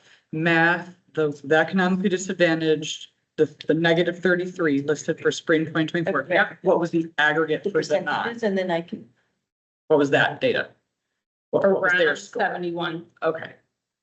It's- I can- 71-ish, 61, 51, 39-ish% did us. So the next few slides are a little easier to talk through because they're grade specific. So this is just eighth grade. So I could give Yeah. you some specific details to work through this. So if we look at ELA for PSAT 8 and we look at our 3 student groups. In the first column, economically disadvantaged. Our non-economically disadvantaged students were 86.2% of our non-economically disadvantaged students were proficient or advanced. 86.2%. But only 65.4% of our economically disadvantaged students were proficient or advanced. So the gap in proficiency is 21%. Right? So that we can move, right? Yeah. And then if we look at ELA. Say it again. Yep. Slower. I mean- Say that one more time. Yep. looking at the positive numbers. This is. For each of us, Yeah. it bars. It's on here. Yeah. Great, that's fine. So we can make it look different next time. So if we look at the center one, so, yes, so all of our non-special education students, out of all of them, 86.3% of non-special education students were proficient or advanced on the PSAT 8, met benchmark. Which year? Only, this year, Okay. 25. Only 34% of our special education students were met benchmark.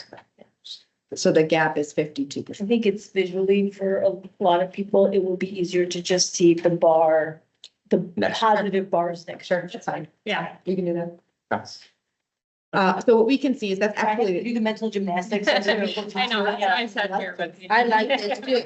Sorry. I Yeah. really like this chart Yeah, okay. quite a bit. The one thing I would like to add to this chart Engineering. is Otherwise, it's like 7 slides, you know, that. Yeah. one thing that I would like to see is what percentage of our student population is economically disadvantaged? What percentage has student disability? Because each of these numbers are drastically different, I would assume. So having that also. Yeah, the end. you want that end.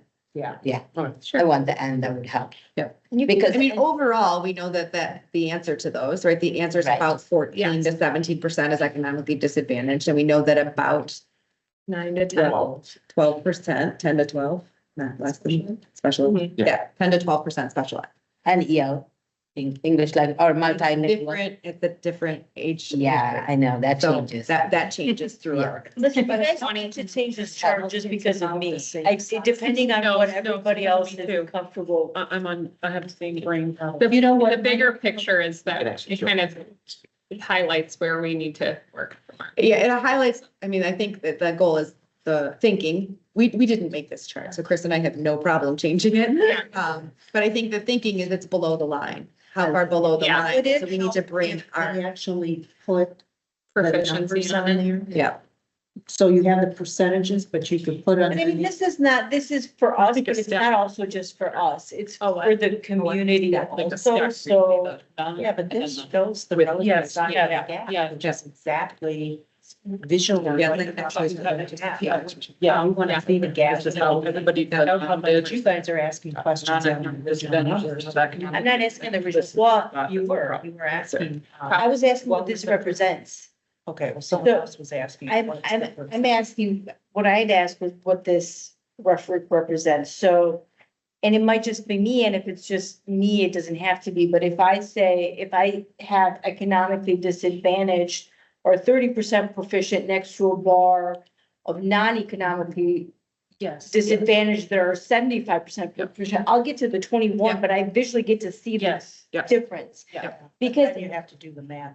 Yeah, that's But what we we could do struggled that. with. I mean, if the board wants this change, then tell them. Yes. Yeah. But I also didn't know what I was comparing it to. I didn't know whether this 21 or this aggregate, or is it just the it is, Yeah, we'll show it both ways. yeah. Next year we'll do. I mean, you don't need to do, I mean. Big explanation. I actually like this, but I'm good with either way, whatever everybody likes. We can do. You should the have a high math. and a low number within that box, Yes. maybe to just kind of. Yes, I. No, if the majority of the board wants To to be explained a Okay. little bit. So you don't have to use it more power. Good for the future, it doesn't. This cell, it goes back to what Rich started with, I just don't like want. the ability to have someone who can manipulate. Okay, so, here's our PSAT 8 math data. So just to give context of what we're looking at, because I do think it's helpful to know the actual achievement numbers. So in economically disadvantaged, our non-economically disadvantaged students were 70% of our non-academically disadvantaged students met benchmark, whereas 28.5% of our economically disadvantaged in math. So that's a significant gap. Our largest gap is our students with disabilities. So 67% of our student body who were not have an IEP, were proficient, met benchmark, and only 13% of our students with disabilities met benchmark in 8th grade math. In multilingual learners, 67% of non-ESL, and then 41% of our students are multilingual learners.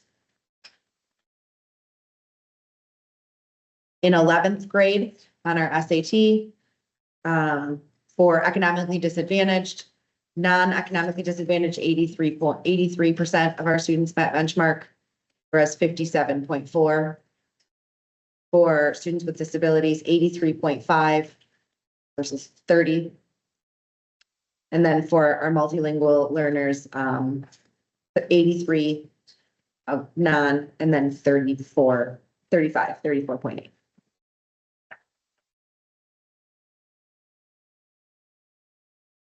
Our 11th grade math, economically disadvantaged, 66.5% of non, and 26.4% those students who are economically disadvantaged. In special education, 64.7 of non, and then 13% students with disabilities.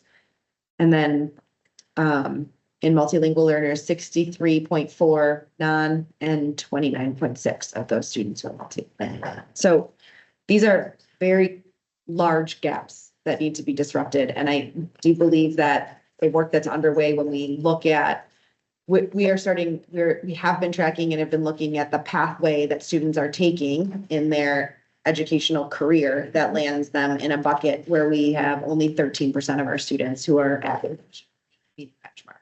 For many of our students, historically, there were supplanted math and English classes provided for them beginning in 6th grade. So supplanted means it replaces tier 1. So these are students who were removed from grade level curriculum, receiving non-grade level curriculum, but still testing at our grade level standards and performing where they did not meet benchmark. We have shifted those practices.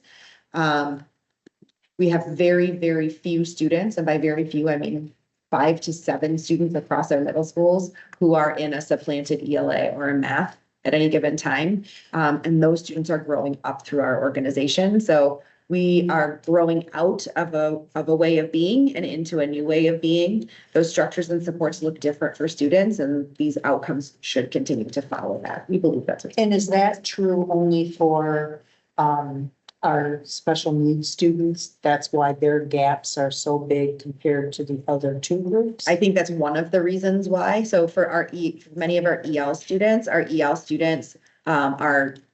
they transit at secondary, to speak for secondary, they transition much more quickly into the general education tier 1 classroom, and they're supported differently in the tier 1 classroom rather than from being provided a supplanted instruction. There is not supplanted mathematics instruction for any other population other than our special education students. So yes, to answer your question, I think a huge component of why our students with disabilities are performing, are not meeting benchmark is because they are not exposed or supported in tier one instruction at the levels where they should be.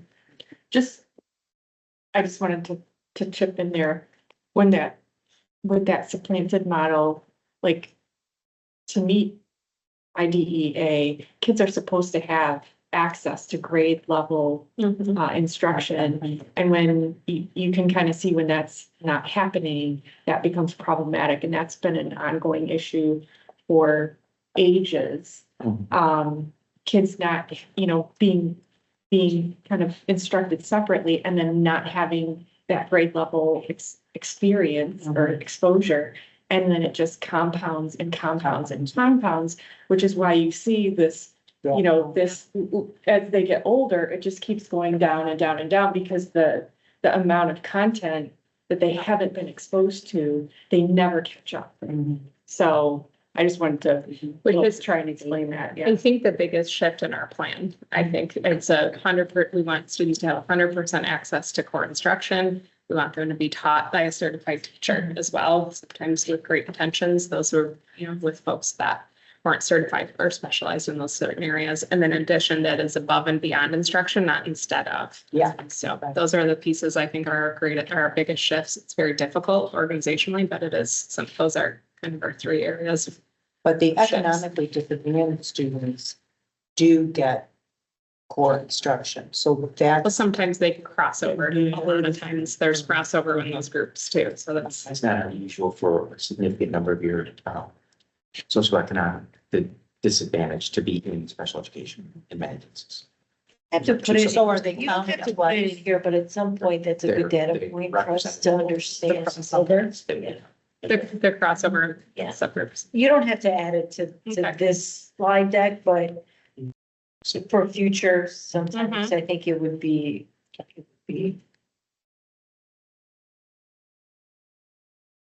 One of the things as Christine transitions into middle school math, I think we should have mentioned at the beginning.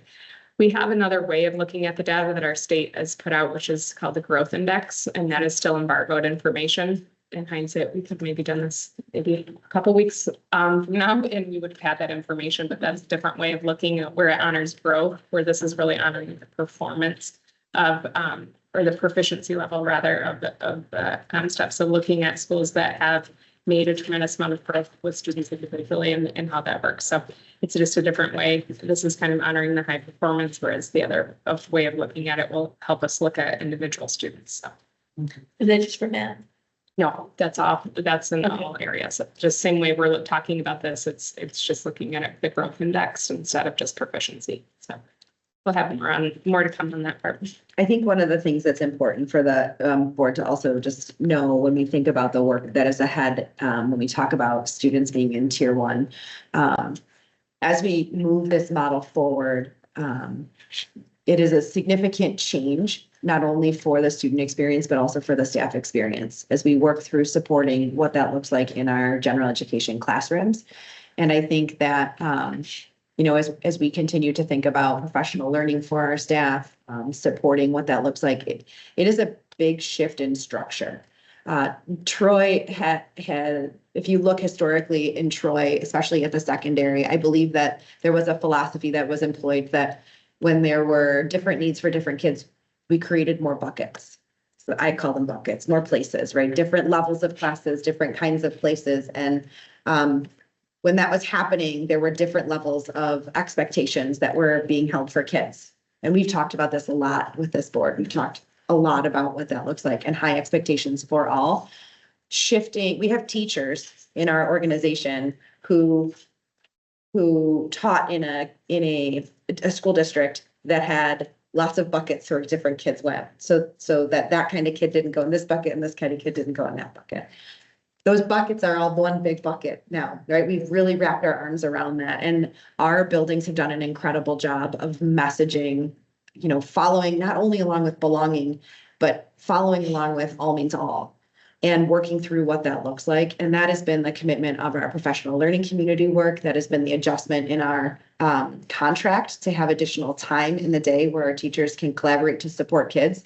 So at the middle schools, that's for a half hour before the school day starts every day. And for the high school, it's a half hour after the end of the school day.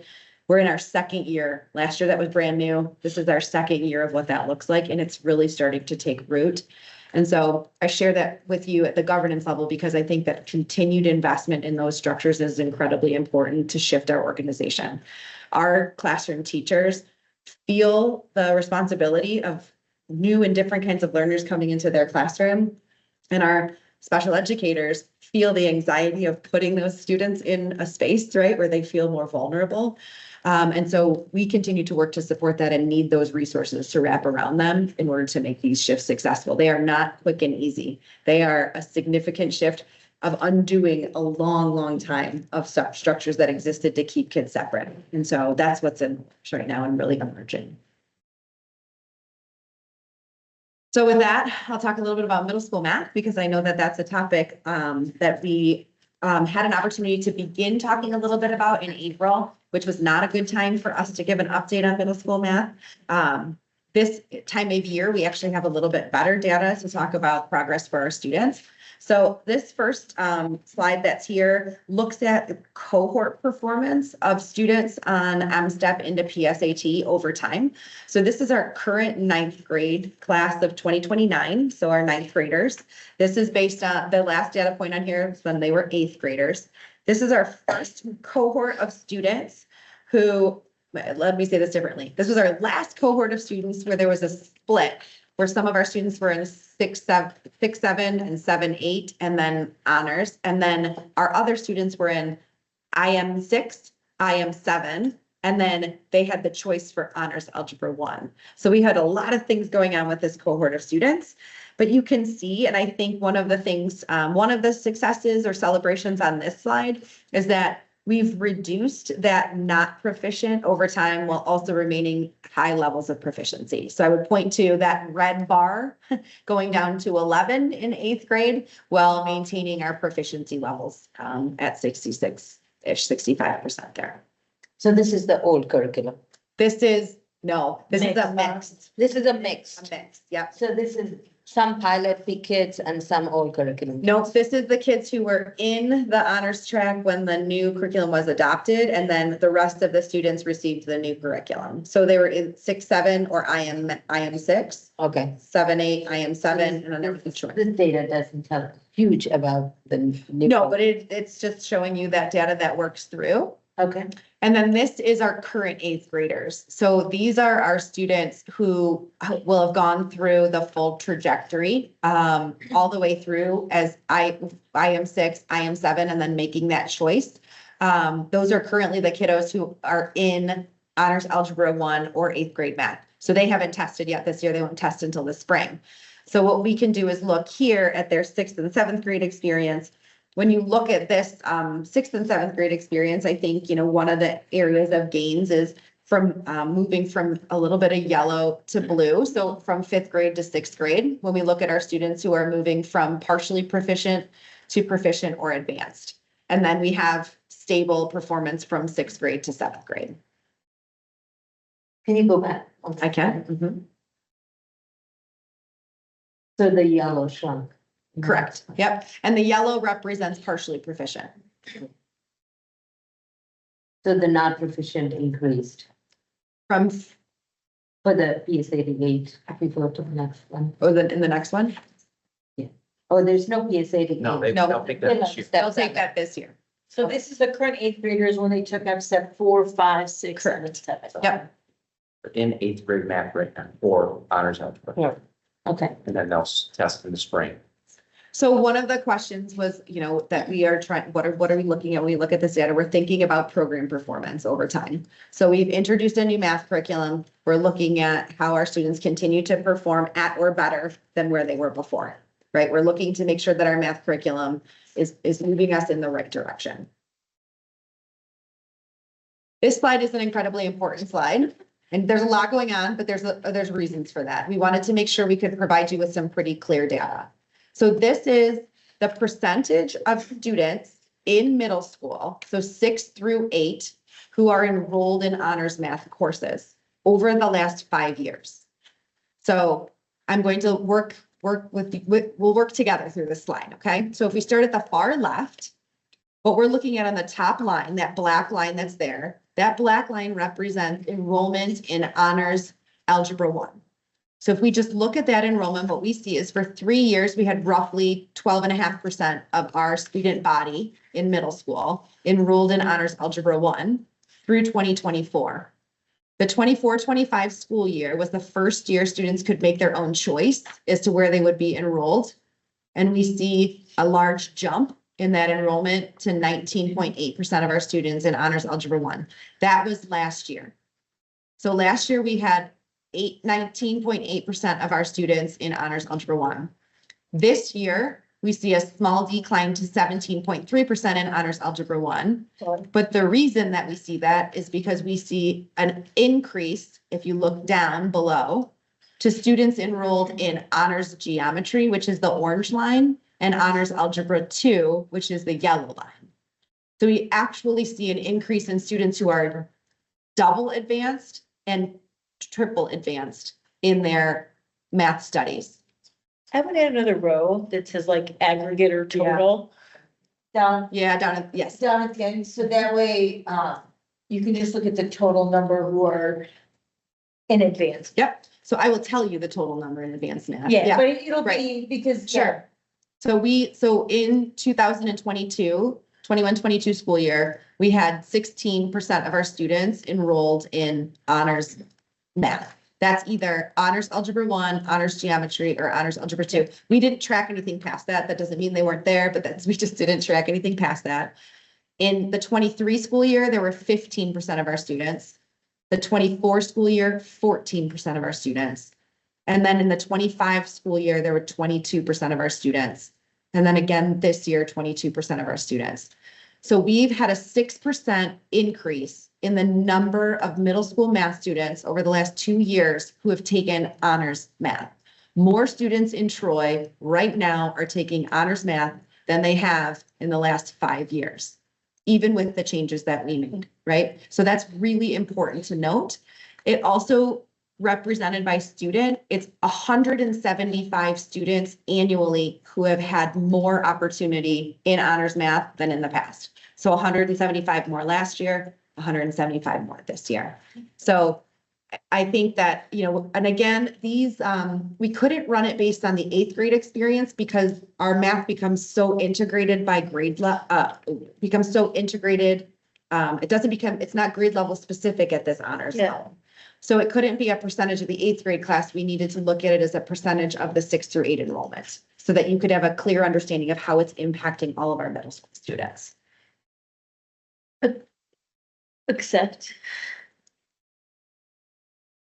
you could have a bunch of 6th graders all of a sudden now being 2, 3, 4 years ahead, taking algebra 1. So there is some benefit to seeing how many 8th graders, because we had that number last year. You guys gave us that number.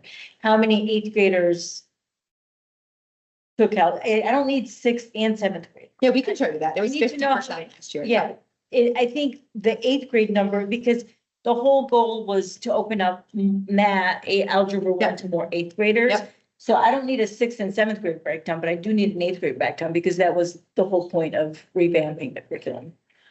Or one of the points of changing the.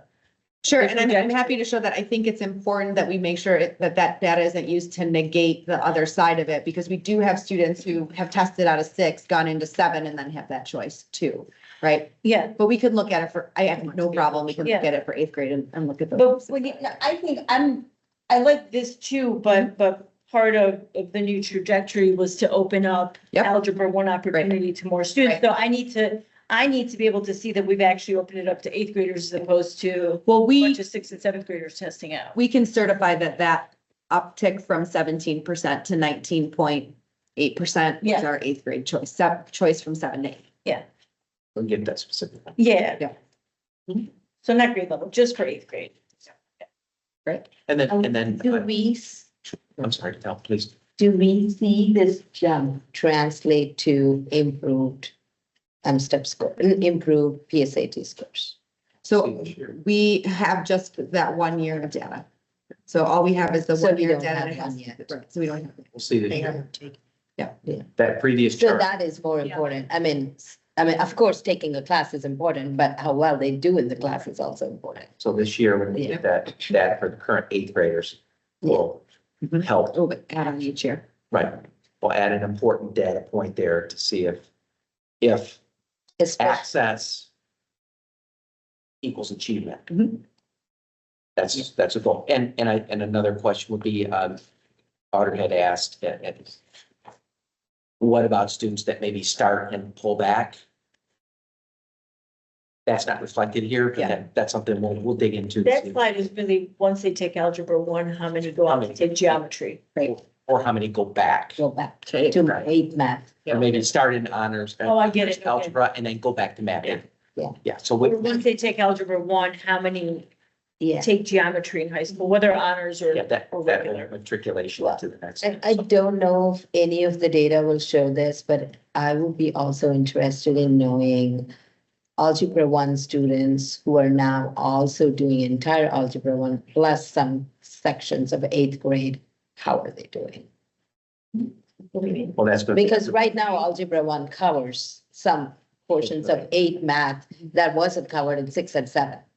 Right. That's So- this year's algebra. Yes, I mean, So how are that they SAT doing with score that? should reflect that. Yeah. Yep, I think that another component to not forget is, if I'm remembering correctly, one of the reasons that the change came was equity of opportunity, right? So it'd be interesting to see across racial groups as an example, because we know that our Black and brown students were not having opportunity equally, to see if that's changed. Yes. Like, do we have our Black and brown students represented here? As an example, Or or economically certain disadvantaged. Or economically disadvantaged. Yeah, multilingual learners, like, are we, like, who are these? So- kids? Yeah, is it the same kids that are just like continuing to test out and test out? Yeah, that's good. We'll dig into those as well. We will not have all these answers by Tuesday. No, That's fine. that's fine. But we just further appealing to make sure the decision making is. Okay, and we can come back to talk about that at the end too, if there's more questions. Yeah. So we're gonna move forward and talk a little bit about celebrations and jump into third grade. Yeah. So I mentioned previously that when we look at, this is really measuring proficiency and growth year over year versus the next round, when we look at growth index, we'll be able to see the cohorts of students. So, but we are excited to be able to say that our third grade ELA, we're first in the county. That's something we keep a close eye on. And again, as I mentioned previously, we're at almost 68% and we grew 4% year over year. So that's exciting for our ELA team in third grade. And then also excitingly, also that occurred in math, and I mentioned that growth also. I think we were 70, almost 78%, and then that was up 5% from the previous year. So exciting for our ELA and our math teams to be able to, they work really hard with our individual student groups. And to, again, kind of lead that work across the district is really difficult and takes a lot of moving parts. So we appreciate, we're excited to see that growth occur as well. So. And Chris, is this because these students now have had the appropriate model of support from the time they entered? It's hard to say. I hope so. You know, that I think we can see kind of that, as I mentioned, that trend going upward, that our students are being just kind of on a more intentional track. Yes, So and this is less disruptive. this third grade group. You go back 5 years is really the first, Yeah. the post Yeah. true But- COVID impact. If you look at that same slide, that would be true of all third graders in Oakland County and the state. But you don't see the same jump at the state and the county for that same group of third graders under the same conditions as for ours. So I don't know that that's. It's also possible Yeah. that we were just a little slow in pulling out of. Well, no, I'm saying that COVID. we outperformed Yeah, the yeah, county yeah. and the state in terms of those third graders had a larger jump Mhm. compared to. Yes. So, but, and that those kids were still in the same situation where they weren't impacted by COVID. So Yeah. I don't know that saying like oh, these kids didn't get exposed to COVID is the reason for that jump. That's all I'm saying. I'd love to be able to say it's all our instruction, but I think there's a lot of different varying components to it. To the time frame of, you know, when you, in elementary, you started to really purposefully, you know, put in interventions. Is this the first kind of group of kids that got those interventions from the time they walked in our door? No, I would say that would be, we have more intentional interventions in mathematics. I think that would be an area, and I think we are teaching more intentionally, but that's definitely, we've had interventions in place for since I worked here. So we've been working at what those are, when we give those. Just we going give back those to the point of, I remember the conversation with the board where we allocated more money and Yeah. more resources, particularly to those buildings that had, you know, higher numbers of subgroups.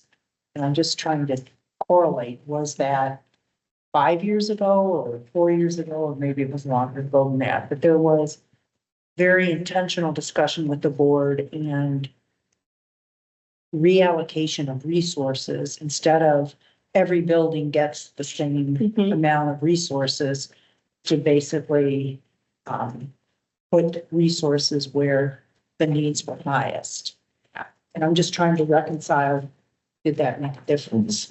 Well, for math too, they've already now had a full 2 years of 90 minutes of math a day at elementary level as opposed to what the 45 or 60 minutes.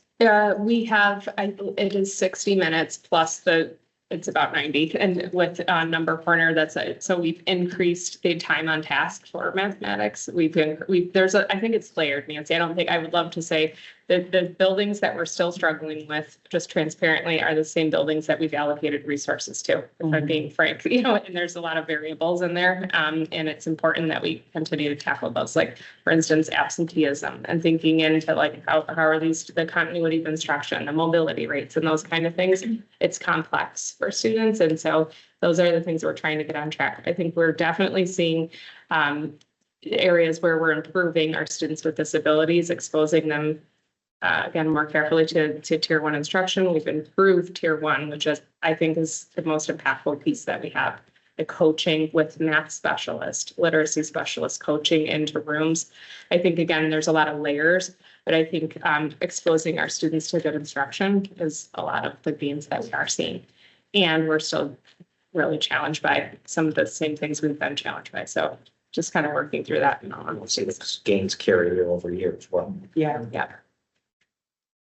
So a few of our other celebrations, and I actually should have started this, we should have started this presentation by thanking Kara Beal, who's our supervisor for grades and assessment. She actually put together all of this data for Chris and I and worked quite a bit to try and make sure that it was the way we needed it to be. So I thank her for all of her hard work on that. One of the other things that Kara does is she leads our work on Seal of Biliteracy. And so what you can see here is this chart celebrates that Troy is actually 4th in the state with the number of students this past year who earned their seal of biliteracy. And that's important. And you can kind of see the bullets on the side as to why that matters. But it, you know, I think a key piece is it really validates the bilingual skills and honors and celebrates the culture and diversity of our students. It's a big deal. It's something that has been present in our schools for a little while, but at a very small number. And so to see it increase to 108 is really incredible. So kudos to Kara. I know that she's also been working with Shari Paulus to continue to make that available for our students and supporting them in partnership with Oakland schools. So it's pretty cool stuff. This slide is to really show and celebrate our AP enrollment. So I think what's important for you as a Board of Education to know is that in 2020, we made a very conscious change to how we enroll students in AP courses. So pre-2020, students were required to get teacher signatures in order to enroll in an AP course. Students were also required to get a certain grade in a previous course in order to be eligible to enroll in an AP course. And I don't remember exactly what the saying is, but don't let a crisis go to waste. We took advantage of it with AP in this scenario because we had to change the way students enrolled in classes anyway, because we were not in person. And so you couldn't require teacher signatures that year. And so we said, guess what? You don't have to have them this year. And then we had a lot of people who were very worried. And, there's a lot of conversations that we will have kids in these classes who don't belong there. They're not ready to be there. And the great news about it is that's not true. So over the last 5 years, our student scores have continued to move up in AP scores. So when we think about enrollment, and we've talked about this at the board too, okay, great, you can put them there, but if you put them there and they don't do well, then maybe it's not the right choice. What we see in these last two slides is represented on this slide, 53% of our high school student body right now is taking an AP class. 53% of students. So that means that there's 1,931 students in Troy right now that are carrying one or more AP tests or AP courses. And this slide shows our student performance from last year. So of our students, 89% of those students earned a 3 or higher on one or more of their exams. What if they don't take the exam? Well, then they wouldn't be represented here. So 11% of them are represented if they didn't take the test? So this is only of the people who took it? Correct. This is our AP statistics from College Board. So we don't have statistics for kids who didn't take the test. Okay, so there could be a good number of students who took the class but didn't take the Yeah, test. that is actually not a very high percentage. So we have about last year we had 1,650 students test. And our enrollment last year was not 1,931, it was less than 1,931 in AP of students. So, I mean, that's a delta. If it were this year's numbers, that's a delta of 300 kids, right? And it was less than that because our enrollment in AP courses was less last year. So we would have to look at that number. Okay. It's not a very large number of students who aren't testing. Students who are in that class, it's not an economic burden for all of our students who need the support. We have the support for them. So we know that our kids are really taking advantage of those AP tests. So this is an incredible number, 89% of our students earning a 3 or higher. Specifically, we spent some time talking about English because of our changes in our English curriculum. So what's important to note here is that the class of 24-25, 41% of that class was enrolled in AP English 11. Those were the students, that 41.5%, those are the students who had Pilot 9 and Pilot 10. So they were pilot students. And then this year's class, so the enrollment of 45%, those are the students who had 100% of the kids had the new 9th grade and 100% had the new 10th grade. I think it's really important because there were questions about student access, also questions about student achievements. We are watching how our students perform in our AP English 11. The good news is that last year's students demonstrated the highest scores that we've ever had in English 11 AP. 89.5% of our students who took the test scored a 3 or higher. That's just an incredible number. To look around a room and to think, right, of the students who were in those classes taking those tests, that many of them earned a 3 or higher, which is what colleges recognize as potential credit, or at least moving forward. So we will continue to monitor this. I don't know that we'll beat 89.5%, to be honest, because that is a wonderful rate. But if we can continue to be well up in the 80s with our students, we know that we've increased access and that we've provided them with an opportunity to be successful. So I think a summary component for you as a board, as a nugget to take away from this presentation, is more students than ever before in Troy are enrolled in AP classes and have access to them, and they're doing it, and they're doing a good job. And to Stephanie's question, is it possible then to also break this out? Yeah, the demographics. By demographics to see that, we're getting representation. The access is critical. Yeah, because I know when we had that discussion in 2020 as a board. Yep. The data was, our students of color were not having access to AP. And so I think it's really important to see if that comes back this year. Christine, do you recall how many Typically, how many pilot classes each high school ran? I can't, I don't know that off the top of my head, but I could, yeah. Not a huge deal, I'm just curious.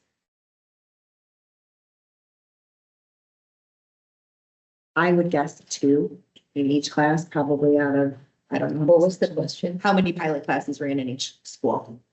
Of For the which- curriculum, of the, in this, Okay, of that, 24, 25 class. okay.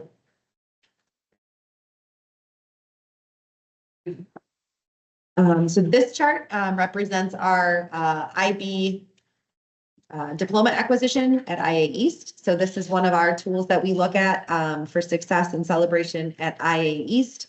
So we had a little blip in the screen in 2023, but we've rebounded nicely, at IA East. I think it's important to know that, some of our practices have changed at IA East since 2020.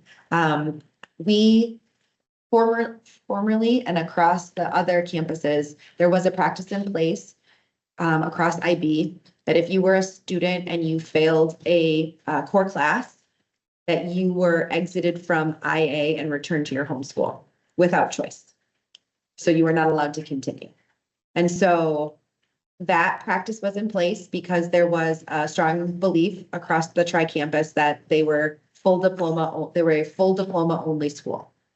So that if you failed a class, you wouldn't be able to get back on track and you wouldn't be able to earn the full diploma. That is not in alignment with our belief in Troy, where we work very hard to support students where they are and to ensure belonging in our schools. And so we've had a lot of really hard and long conversations about what that looks like and how we can support students. But I tell you that because we have students who are at IA and who are successful students at IA who will be earning, they will be earning certificates or, it's not called certificates. They'll be earning their credentials in each class rather than a full diploma. So this tracks full diploma acquisition, but I could be a student at IA and I could test in math, in science, in social studies and not test in English. And I could still, just like an AP, I could still get my credits for English, or not for English, for math, for science, and for social studies. So we made that choice because we believe it fits all of our kids. It also keeps us from taking a kid in their junior and senior year and saying, you're going to go back. You've never been to Athens. Welcome to Athens. You can finish your last 18 months of high school there. That's a really rough situation for a child that we didn't think was right. So I'm not saying that that's the reason these numbers are where they are, but it is a contributing factor because we will have students who are graduating out of IA who will not be able to earn a full diploma. And we own that. Our presentation had 86%. Was that? That was the tri-campus number. Okay. This is So the this IA. is the IA East number. Correct. So tri-campus has a higher diploma acquisition than us. The aggregate, yep. What number? I can't remember. That's 81. It's 81, so our presentation had 86. So what you just talked about, is that just for IA East or is that for all three campuses? It's just for IA East. Okay, so we, our district or our campus is different in terms of that. Correct. Okay. Yep. Do they still do that though? Do they still call the kid in and say, hey, this may not be the right fit for you, may go back to the, or we don't do that anymore? In Troy, Yeah, if they have conversations with the student all the way through. Like, so for many of our students in the past, you know, that they try to catch that earlier so that it's like a 9th or a 10th grade conversation rather than a junior or a senior. so we don't do that in a junior year. We don't force a child out. Well, we've never forced them. We kind of strongly told them, hey, you're not a right fit. We forced them. Okay. There was no choice, right, for Yeah. it. Yeah. Okay. There was, we're in this year. Yeah, our past practices were very straightforward. There was a guidelines that were followed. And then when those guidelines were crossed, that student was exited and sent back to their school. Okay, so we're not doing that at all. No. No, we still are having conversations at East about fit and success and all of the things that you would want to have with a child. If you're not finding success academically in this school, what's happening and what's the why, right? And for some of our kids, the why has nothing to do with their school and they want to stay and go to that school. Mhm. For some of our kids, it absolutely has to do with the curriculum and it's not meshing and then they find out there's a better option for them, maybe in one of our other schools. But we don't want to force that decision for that family. We just want to support them through it. I see. Okay. So just for my clarification, if they don't test for, the IB certification in a class, but they do the work, they still get the credits for You, graduation. you, just like an AP score, instead of out of 5, it's out of 7. And they then take them to the universities, and the universities will grant them the same kind of, they have a conversion, they will grant that same conversion for English or math. Yeah, but if a student chooses not to take the IB certification, then it would be like somebody taking AP and not taking the test. right, As that's long right. as they've done the work and the teacher says she completed it, you get a A or B or whatever. That's right, and then they just get a diploma. Yeah. Yep. There is no such thing as not taking the IB certification. You may not get the 4 that you need, but you have to No. take it. You don't have to take The the, test. So there are Yeah, students that it's, the big difference is I wanted to be a full diploma program. Mhm. Most schools are not. Yeah. So what East is doing is saying, we're not gonna be like beholden to a full diploma. You could take, 4 tests instead of 6, Six, okay. and that's okay. Okay, Um, so you- Right now, it's actually kind of a secret message, so we are still fully, like, the goal is it's a full Yeah. diploma school. The conversation is if you default, what's the process and what's the opportunity? It's not an open all call for students. so you talk to an individual student who's struggling and say, Correct. hey, maybe, or do you have a choice not to take the test? Is that what we say? I don't know what that's, the conversation sounds like, but I mean, the families have to, pay for and go through that whole testing component, so I'm sure that would be a conversation that was being had. To give you an example, when I was teaching at Central Campus, I had a senior that did not pass first semester biology, Mhm. and he had to return home his last semester. That was horrible, like for everybody involved. So like, that's what we want to avoid. Okay, Yeah. just wondering, yes. And then the last celebration slide, which I think is a great one, is just for fun. It is our enrollment it's the percent of our students who are participating in band, orchestra, and choir. It's just a fun data point. I think I would have thought when I arrived in Troy 7 years ago that we were already saturated in band, choir, and I mean, when you go into our bands and our orchestra and our choirs, but it continues to grow. And what's interesting to me is when you look at the end, when you look at this data differently, even right now, our enrollment in middle and high school is going to start going down. Even with our enrollment shrinking, the percentage of students who are participating in band and orchestra are going up. So really cool, I think, data, just as our last celebration. I think that's it. So with regard to AP classes, I think I've heard some TCCHS students say they're taking AP now as well. So they're actually in that data. Yeah, I saw that. So do they go to the traditional high school to do that, or are they, I should know this because I go there all the time, but are they teaching an AP section right in TCC? They are. So Eric Flessa is teaching AP, taught AP Lit, and then he's taught AP Art History, and this year it's AP Art History. So they get to vote, the juniors, upcoming seniors vote on what they would like to take, and then they offer it. He can teach a couple different ones, so he basically says, I can teach any of these. Do you want to take any? And then if they want to take it, they offer it there. Okay. So questions? I have a like few to start? questions, but whoever wants to start before. I just have a comment because it's the one. I think it'll just be interesting and just to keep that in mind where the third graders go, to see if it's, if it's something that in math and ELA is gonna, it's gonna be sustained or not, especially since the fourth graders went down this year. Yep. So that's,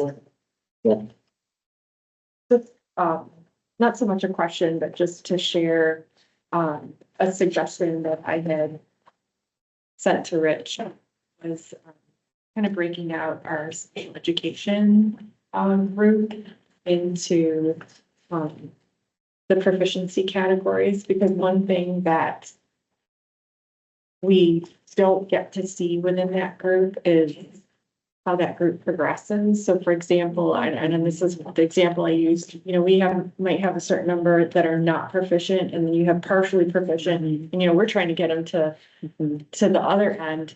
But if we're shrinking the not proficient into partially proficient, to me, that's important progress that should be recognized. And the way that we've the way that we're currently talking about data doesn't like do that. And so I don't want.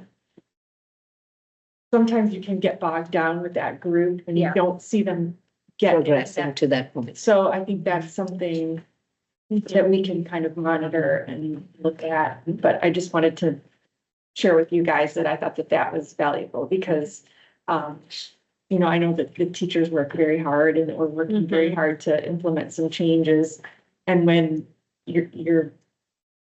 it's going to take time before you see those bigger payoffs. So being able to see some smaller payoffs, I think could be a morale booster. Yeah. Well, growth is the name of the game, right? It's Yeah. not like jumping from not proficient to to advance. And that's where that growth index data, you know. Yeah. Yeah, another piece of feedback as far as displaying the data is like subgroup data typically by race is helpful. I don't see that here, like, so that we can. Yeah, I think the disaggregating out all of those is a takeaway. Yeah. Yep. Fair enough. I guess I could go next. I have a couple of comments. First one is since our instruction is more at a certain type of instruction at elementary level and then go to middle and high school level, I don't know how much sense it makes for us to look at these trends 3 to 7. I think it made sense to do it because M-STEP is 3 to 7, and that's probably why it is done. But for us to learn better about how our instruction is performing, it may be better for us to do 3-5 and then maybe the middle school, and then that way we can take a look at them separately. That's what I felt when I saw a suggestion. We'll talk about that as well.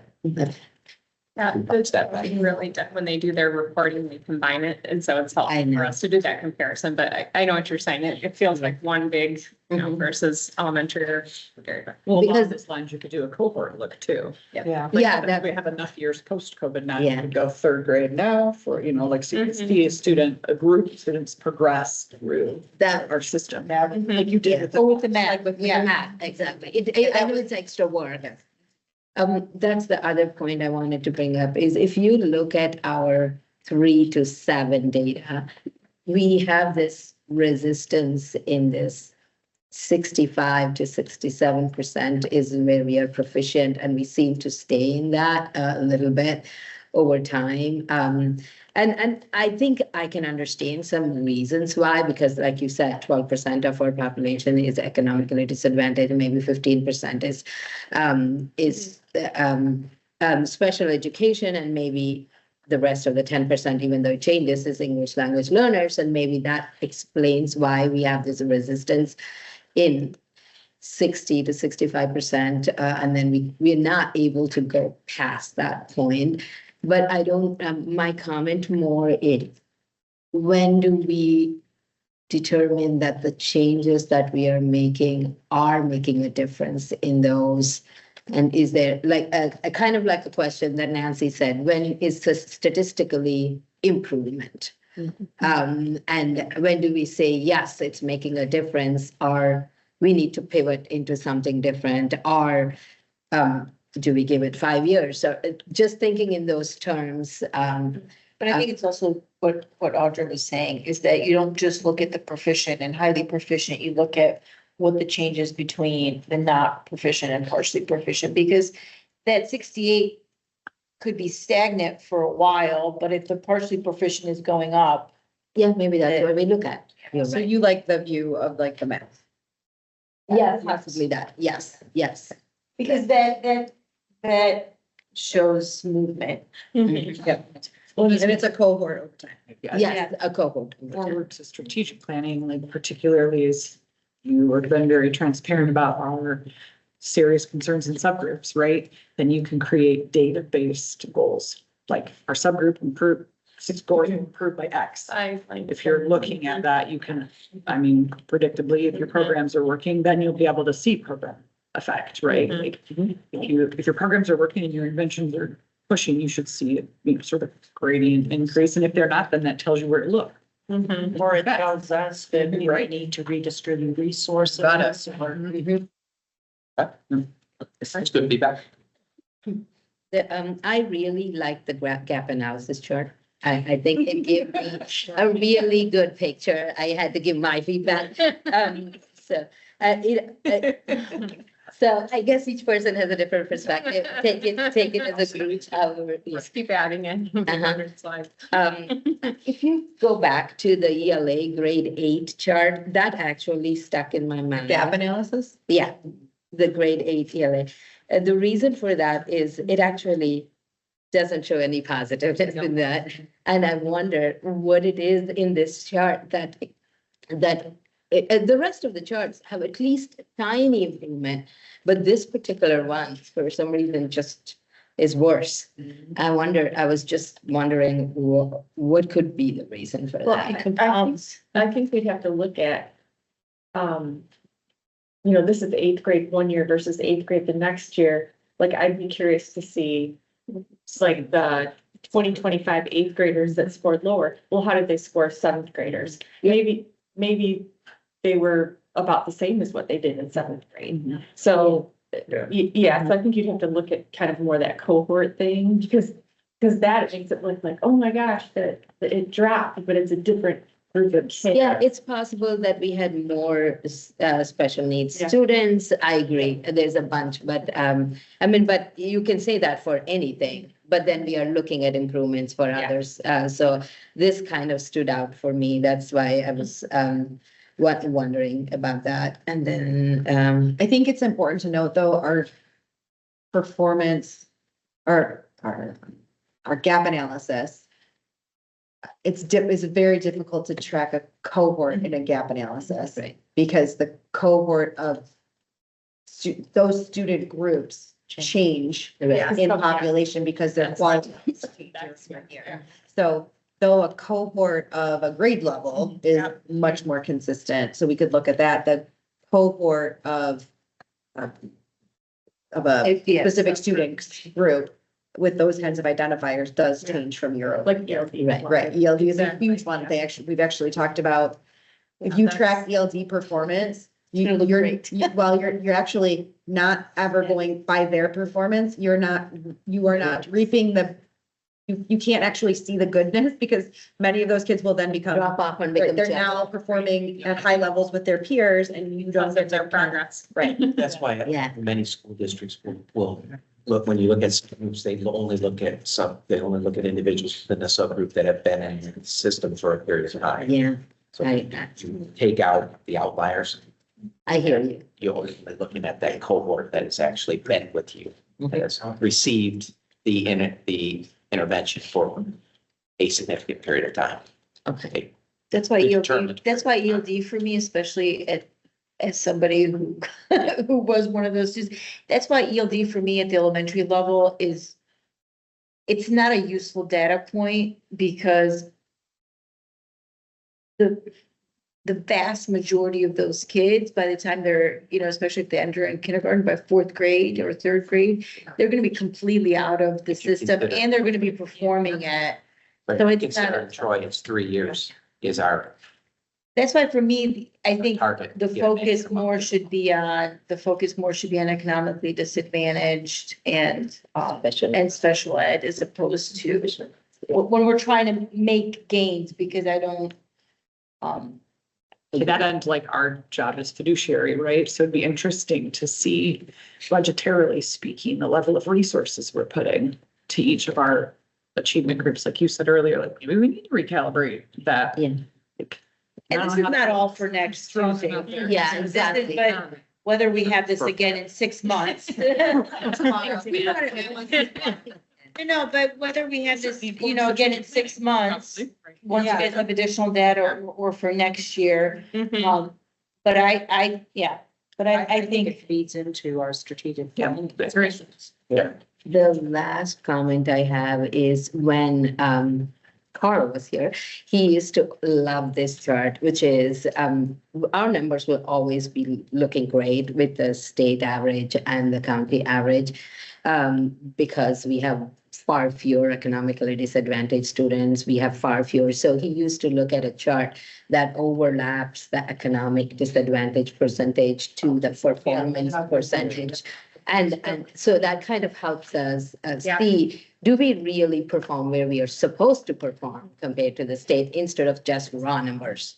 That, I mean, raw numbers wise, we are always going to perform better because we have better demographic, I guess, in a way to look at it. So that would be a good chart to And you know, see we as used to well. say we outperform our demographics, so. That, yeah, to know that we outperform our demographic, we would, if you overlap the demographic number, And that would. can you do that with our special needs population?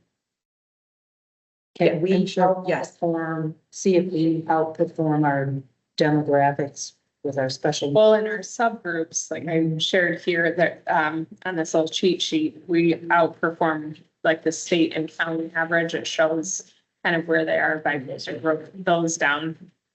That helps. For instance, like we were, looking at, let's see, students with disabilities was, not by a lot. Yeah, not by a lot. That You was a little can go into highschooldata.org and you can pull every which way, yeah. districts and compare like how our kids are doing to kids with disabilities in similar districts. That might be I think it's school based. I think, have you been able to do it with districts? Okay. Yeah. You can have schools. Yeah. So we're outperforming where state and county averages are, but it's still. Yeah. So that would be a nice data point to have. That's it. If there are additional questions, I did want, we were gonna ask David to show where we are, I don't know. We're gonna ask David to show where we are with our dashboard. We're just about ready to go with that dashboard, and we wanted to share with you what it looks like. That's good. Are we Sure. good with this? Any other questions? You know, Anybody else? the only other question that I had was it'd be interesting, you know, to the point that Audra made, you know, the fact that in elementary math, we were doing well, except we had that drop in fourth grade math. And is that just because that cohort or? I think that cohort dropped statewide, it's just like. Yeah, Right. that was consistent with the other two, so. Every year. Yeah. Yeah, they did. That was something similar in other areas. So the major be down. That fourth grade group was kindergarten, first grade, During the worst of COVID, which, I mean, when you're looking at like statewide, countywide, us, like it all drops. Having those two super formative years for, I think, online. Okay, that makes sense. Up north. Yeah, okay. They need some extra help from us. Thank you all. Yeah, I just wanted to share with you, David has been, with input from Christine, Chris, Kendra, myself, has been quarterbacking the conversation with Qualtrics, and, It's a hot chair. building out our dashboard. So we just wanted to share with you where we are. It's a 90-ish% ready to go. Our goal would be to do a little more work and then be able to share with the community next week where it is and then make it live. Okay. All right, good evening, Night Owls. As Rich said, we're about 90% of the way there. Since we last spoke, we've had a partnership with Qualtrics to try to help us do our best effort for first an external community-facing dashboard, and then the next step, which we started today, first steps of the internal dashboard. In an ideal world, Qualtrics told us today that we can eventually get to a point where they sync our systems and the internal dashboard is like a living daily thing. So when an indicator happens, you can see it happen. It's going to take time, but we're moving in that direction. We've learned a lot in this process, as Rich has said, which is one, how we house, access, code, clean data. There's a lot of room for just growth in that area. So I'm selfishly super excited for this new position that Rich has mentioned, that kind of reworking that FTE.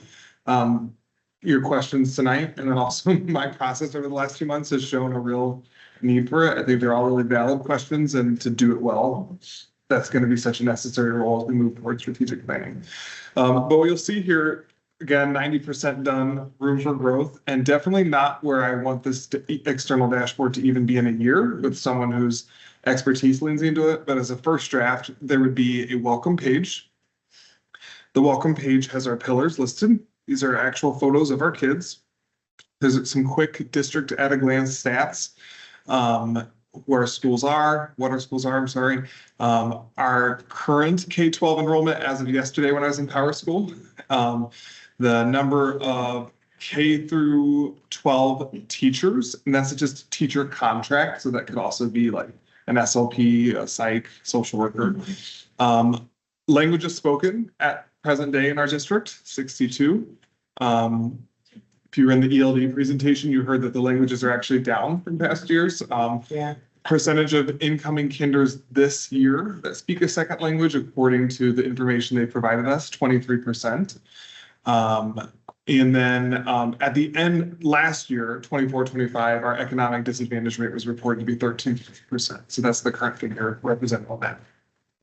After the welcome page, we are trying to organize by pillars, and we are definitely still in the phase of still brainstorming and adjusting, but getting closer to what's important data to share. Green pillar, data that we've landed on sharing our percentage of high school kids in dual enrollment options by year.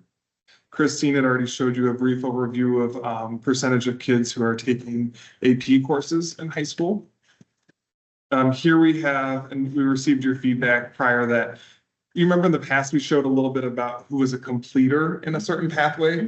After learning more about CTE, we realized that that was kind of a false narrative that many kids are happy to take accounting 1, but that's not, they don't have the intention of completing a pathway.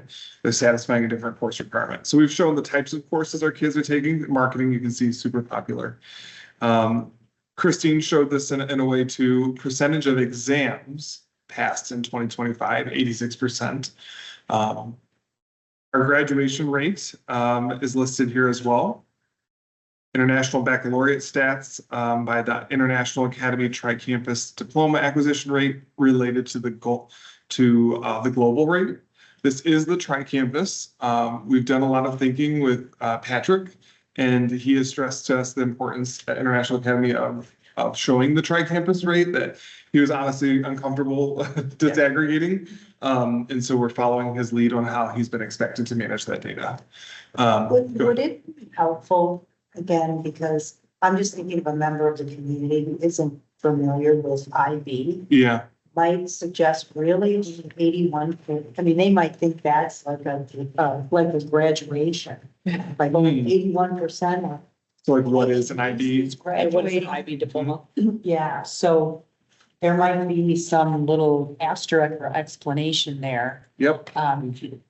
The actual high school graduation rate is. Maybe something about 100% college ready is what they tout, maybe put that in down there or something similar to that. Yeah, I mean, some nuance because some it sees that. Language to- Yeah, some way of putting it.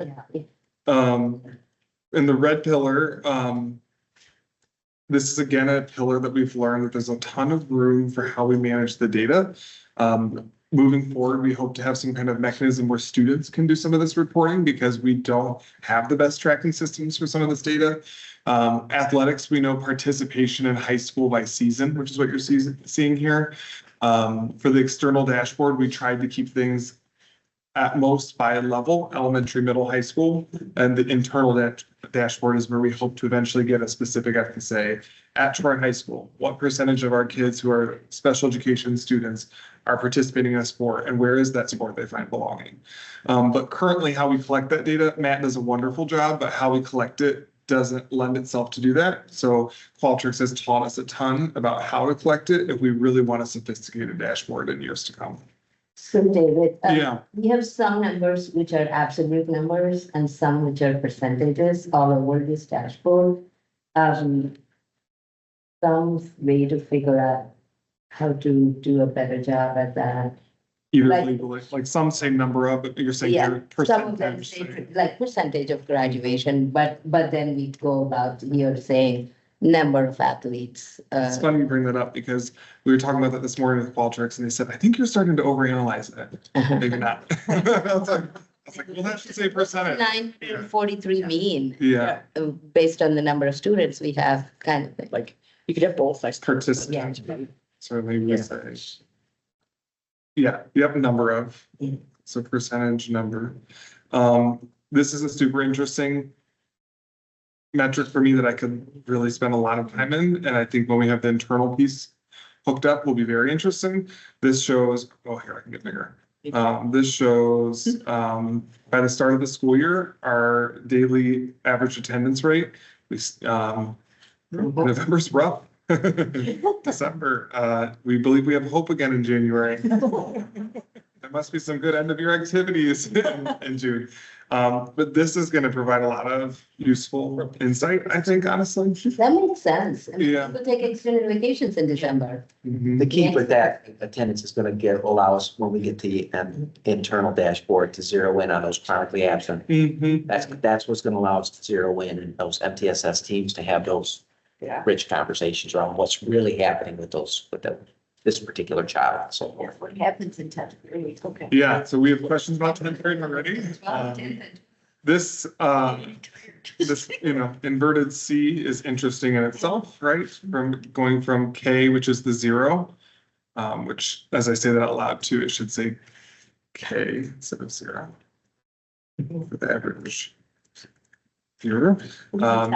And then to 12th grade, so interesting.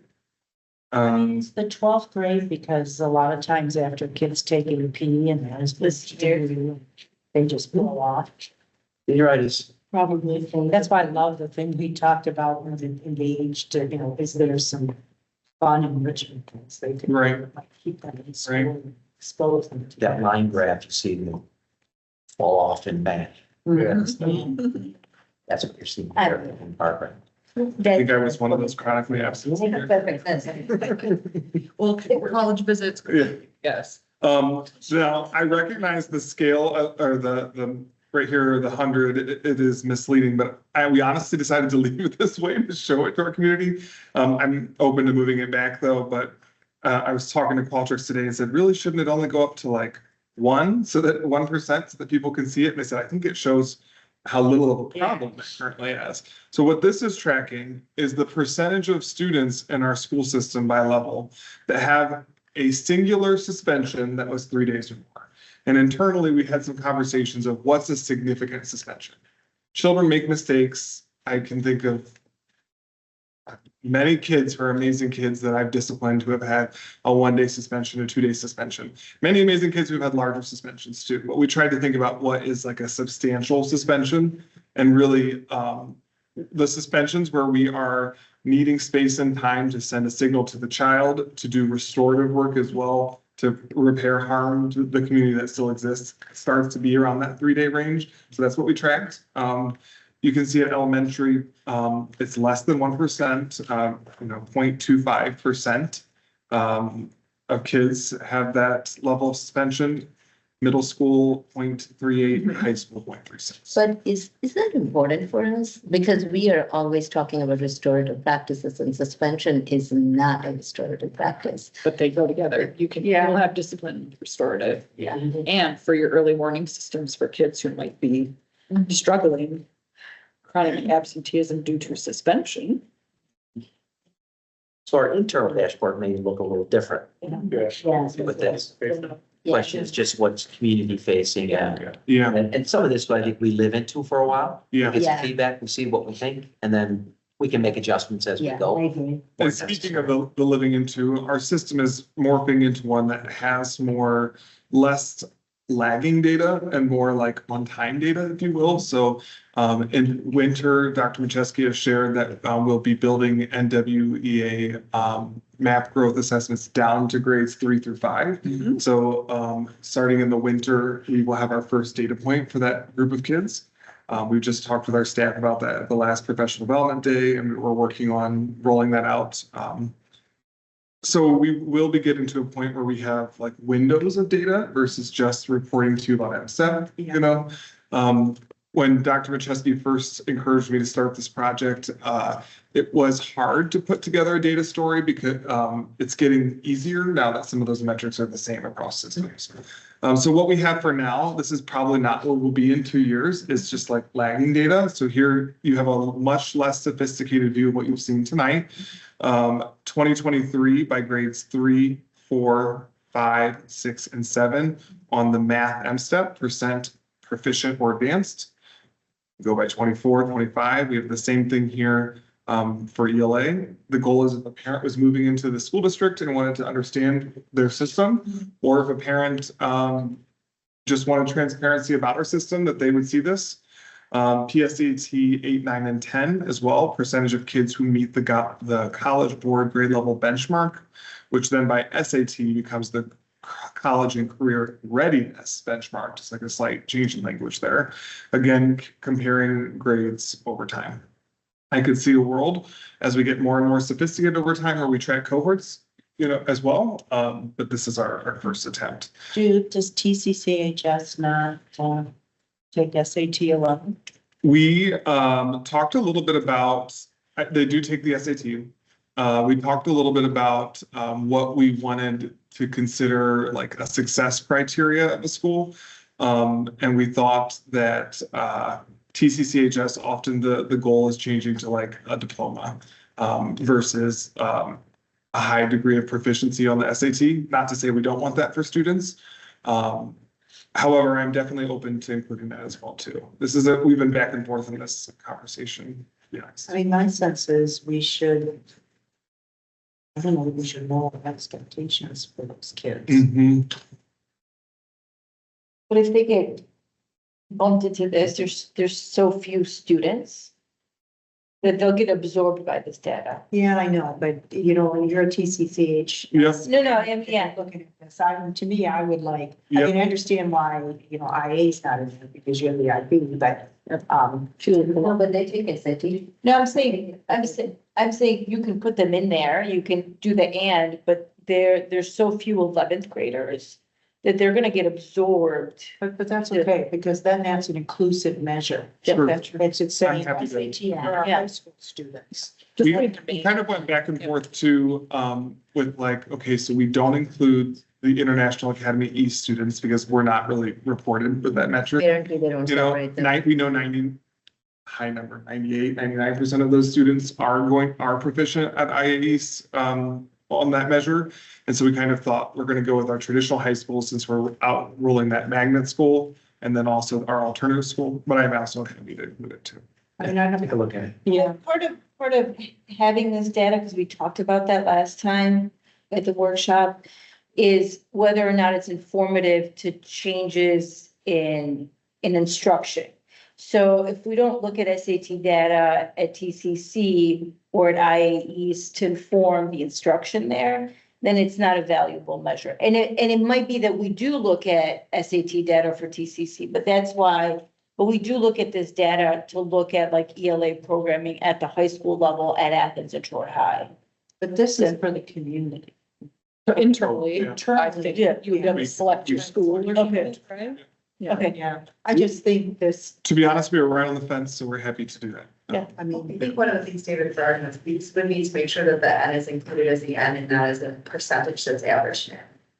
Say So that. like if we're putting TCCHS into this as a wraparound of our data report, we would just want to make sure that TCC is counted by their N, not as a percentage of students factored in. So for instance, like if TCC tests six juniors, that the N goes up by six Yes. total, and not TCC has a percentage of 42% that's now averaged with the, the Yeah, percentage of You're right, you're right. It should be by the count. Yeah. It actually wants to. Yeah. That's why I'm saying in the end, there's so few students that they're not gonna make it. They're not gonna. It's not gonna. Yeah. Yes. Yes. We also, this is a static figure and not one that would translate to the internal dashboard, but we thought, imagining being a parent too, this is a stat you'd be happy to see, the proud number of national merit semifinalists. I learned that they call them 2026 finalists, even though it was last year's test. That was news for me. I know. The WIDA is something that I'm doing my best to learn about. And one thing that I've learned is that, as Dr. Machewski said, that the average Troy student exists in the program for 3 years, when the state average is closer to 5 to 7 or 6 in between there, as what's been reported to us. We also have learned that it's not a super useful metric to report just the summative result of a student who moves into your school with the WIDA. That's really just telling you your demographics of who you are receiving. It's not telling you what's powerful about your instruction. And so after doing some consulting with various folks, we decided to try to instead look at a growth measure on WIDA so that parents could see like what our district offers them. WIDA does create a growth target for each student.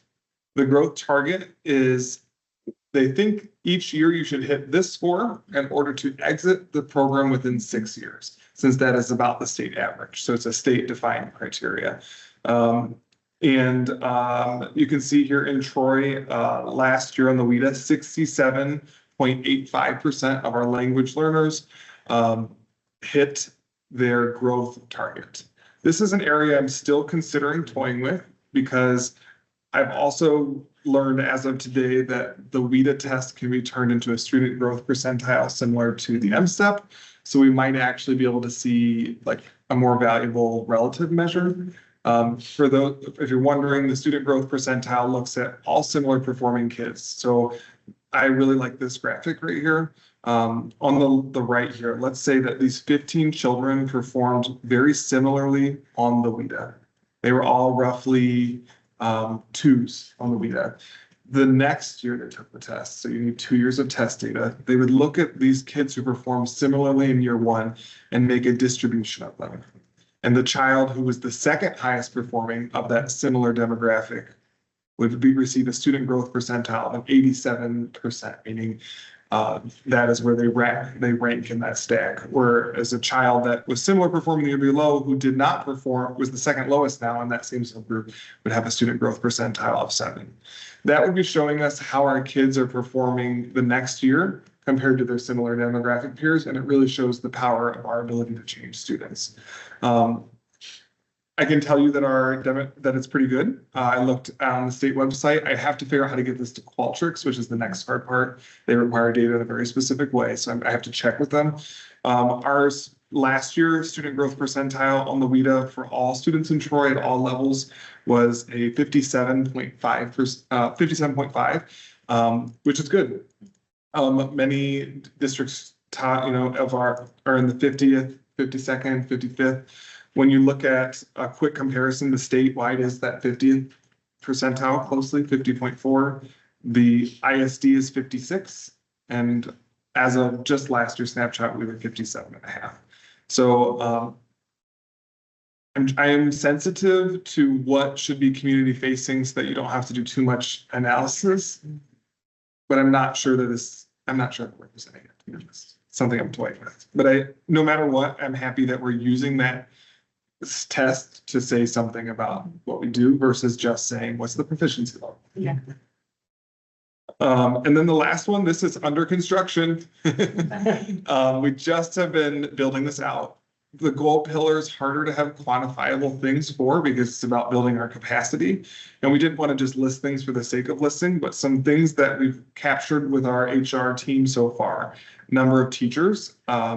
Teachers with advanced degrees, 87% of our teachers have advanced degrees, which I found personally super impressive.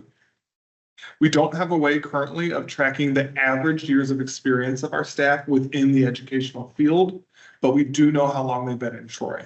So that's what I've reported out here. It's wordy, but average time our teachers have worked within the Troy School District. Instead of doing that, maybe you could have a bar chart that shows teachers with 10 years of experience, this many teachers with 10 years like that, because that's more informative than just one number that says average.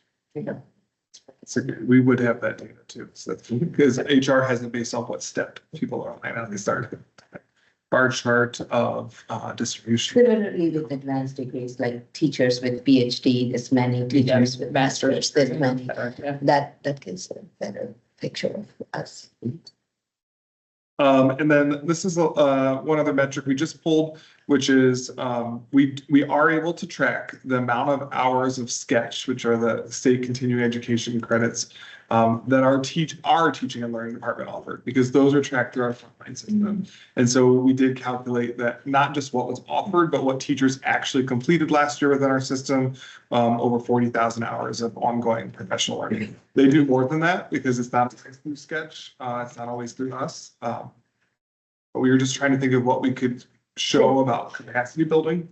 The number of hours of professional learning per year for our teachers compared to an average in the state, maybe. Don't think I'd have access to that. Oh, we don't have access to an average. It's like internal to us being a sketch provider, and a lot of districts are not sketch providers. For the community facing page, I would just reword it and take out the sketch creditor and just put professional development. Yeah. You could also maybe do something if you're looking for more to present, like on, like licensure, like percent of teachers licensed in each, because you'll have that from HR too. That's interesting. For our parents, student to teacher ratio, would be helpful. I don't know where that falls in this whole thing. I don't know if it fall in gold pillar or if it fall in the main, in the first one. I'm not sure. Our website. I struggle with that metric myself because I've had parents feel like I'm misleading them in the past. Yeah. Because they look at 865 and divide it by total students. Yeah. And they're like, you're gonna have 12 kids in the class, right? And then I'm like, it'll be up to 25, and it'll be up to 30 at fifth, because we're counting licensed teachers. Got it. 26 kids. But I do agree with you, if there was an easy way. Yeah, I hear you. Yeah. Yes. it's the- And it's certified staff and not. Yeah. their class. So when we launch, we're likely, then the green pillar or gold pillar likely won't launch. So you're all aware. So it's gonna be construction for a little while. So, Or if we do, it's gonna be. not perfect, but we've come a long way, and it has at least helped us like look in the mirror more than anything of what we can still do better regarding how we house, organize, access, and make data actionable. So You know, I'm wondering under the capacity building, whether we want to, kind of lay out the different types of support we have. So, Number of reading No. specialists. reading specialists, counselors, social workers. That, you know, give some indication of The you know, breadth. kind of the breadth of services that we have to support students. And then the other feedback I had for the, you had that WIDA data for the ELA say students, that again. for the ELA students, or not. Oh, yes, I don't. Students. It is getting late. If you are not, this would be my instinct, if you're not quite sure if the data presented is meaningful, I would almost like temporarily leave it out as opposed to providing something that might be confusing or misleading and then a month from now upload it. So I wouldn't put it there just to have it there because it's a student population. I would wait till the data represents What you're. The right story. something, yeah. All good insight. Where would you put, I mean, we've talked about, fine arts and then other, and sports, but there is this big category of clubs. Yes. And, that's a huge part of high school and Yes. efforts. I don't know how that. We would like it in the red pillar for belonging Yeah. for sure. We currently don't have a valid or reliable way to track it. Yeah. So we are talking about ways to fix that as soon as this spring. Absolutely. Because what you'd really like to know is the percentage of students that are engaged in Yeah. some extracurricular. And we'd love to know what they report as like the most engaging thing, like what is their connection at a big comprehensive high school? Mhm. What keeps them going to school? we recognize there'll be some need for a student survey to hear from the kids themselves. Yeah. High schoolers can report, what clubs they're in and what's most valuable to them, so. And that's. You should talk to your student advisory board about how to capture that. Mhm. That would, They have opinions for sure. yeah, yeah. Do. But I think that's important because ideally what you'd like to see is 100, I mean, at one point we Yes. stated that as a goal, as 100% of students connected to the school outside of Mhm. just academics. Yeah. And particularly with secondary, it's an MTSS indicator, Yep. keeping kids. Meaningful connections. Yep. Willing to work harder to keep those. Thank you, David, for Yeah. sticking it out. Ladies and gentlemen, appreciate all the work that you've done on this. It's really come a long way. Oh, I'm glad to see it. Some days I look at it, I'm like, I'm not sure. Yeah. That's come a long way. But I like the idea of, I mean, you'll kind of live with it and kudos. In 2 years, that's against it. But the idea of having Qualtrics set up our data so that it automatically feeds it. It's like. So. Okay, we are down to the wire. Michelle and I are yawning, so I know, let's go around for other. survived. Audra, any other? I'm just gonna be super quick. I know that some of us have taken the strategic planning CBA course. Today I watched a webinar. So for people that haven't done it, it was done by the same lady, Debbie Stair.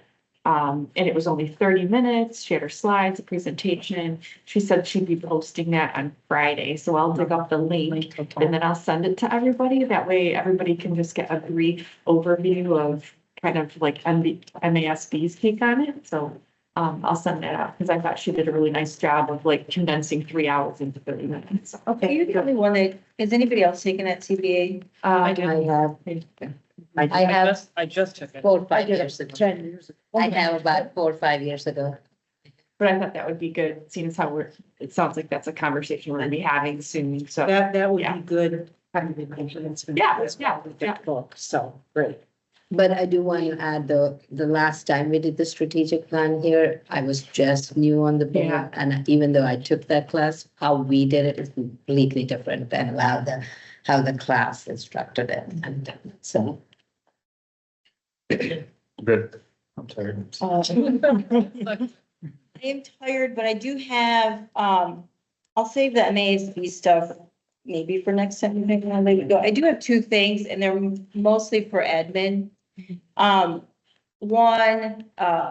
2 of you have already heard this because you were at the board conversation with me, but as we approach our reading, as we approach doing the pilot studies and the work on our reading curriculum.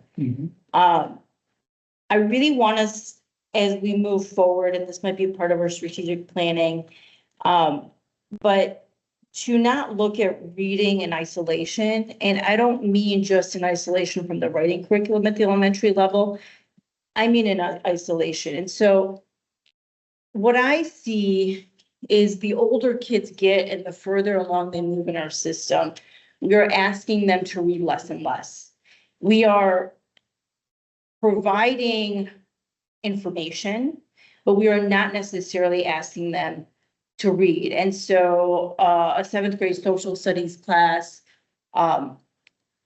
is providing a lot of information, but might be asking kids to read a total of 10 to 12 pages a quarter. And so I would challenge us to look at reading more holistically through our entire system, because what the data shows is that the reading proficiencies are falling societally among all age groups. And so when we are adopting new curriculum, and this is something that, as we move forward, I'm going to be looking at, one, asking the question of what are we gaining, what are we losing? The one area where we've gained reading is in our math curriculum. That's changed quite a bit. But I think that we are probably, as kids are moving through our system, asking them to read less and less. And so as we're doing the work to increase reading and ELA skills at the elementary level, we have to really look at the entire trajectory. And I don't, it's not something that's going to be changed overnight, but I think as we adopt curriculum, I think that's something that we have to look at, because it's clear that on an aggregate, in the US, kids, once they're exiting high school and universities are reporting this, they're no longer able to read books like they used to be able to. And so, while we do live within that ecosystem, I would challenge us to really look at our curriculum as we're adopting it and seeing if those are skills that we are taking away from kids as they're advancing through so that's one. That is not and the simple example, and this is not from our district, but a neighboring district, 5th grade class, they're doing, in 5th grade, they do Michigan, so they're learning about the tribes, right? The kids weren't asked to read about the tribes. They were provided 3 or 4 slides with PowerPoints. So while they're getting information about the tribes, it is in bullet points. They're not being required to read full sentences. And so looking at ELA scores long-term, there's going to be upper limits of what we can gain if we're asking them to read less. Or listen to podcasts. Or listen, yeah. So that's one. And then the other, and I know it's kind of late for this, but it is what it is. And I think we're always probably going to be kind of late. One, I wasn't here in October, at least not in person, but, I hope we're not, done with the disengaged teen. And to see where we're going to be making some headway with this. But the one thing that I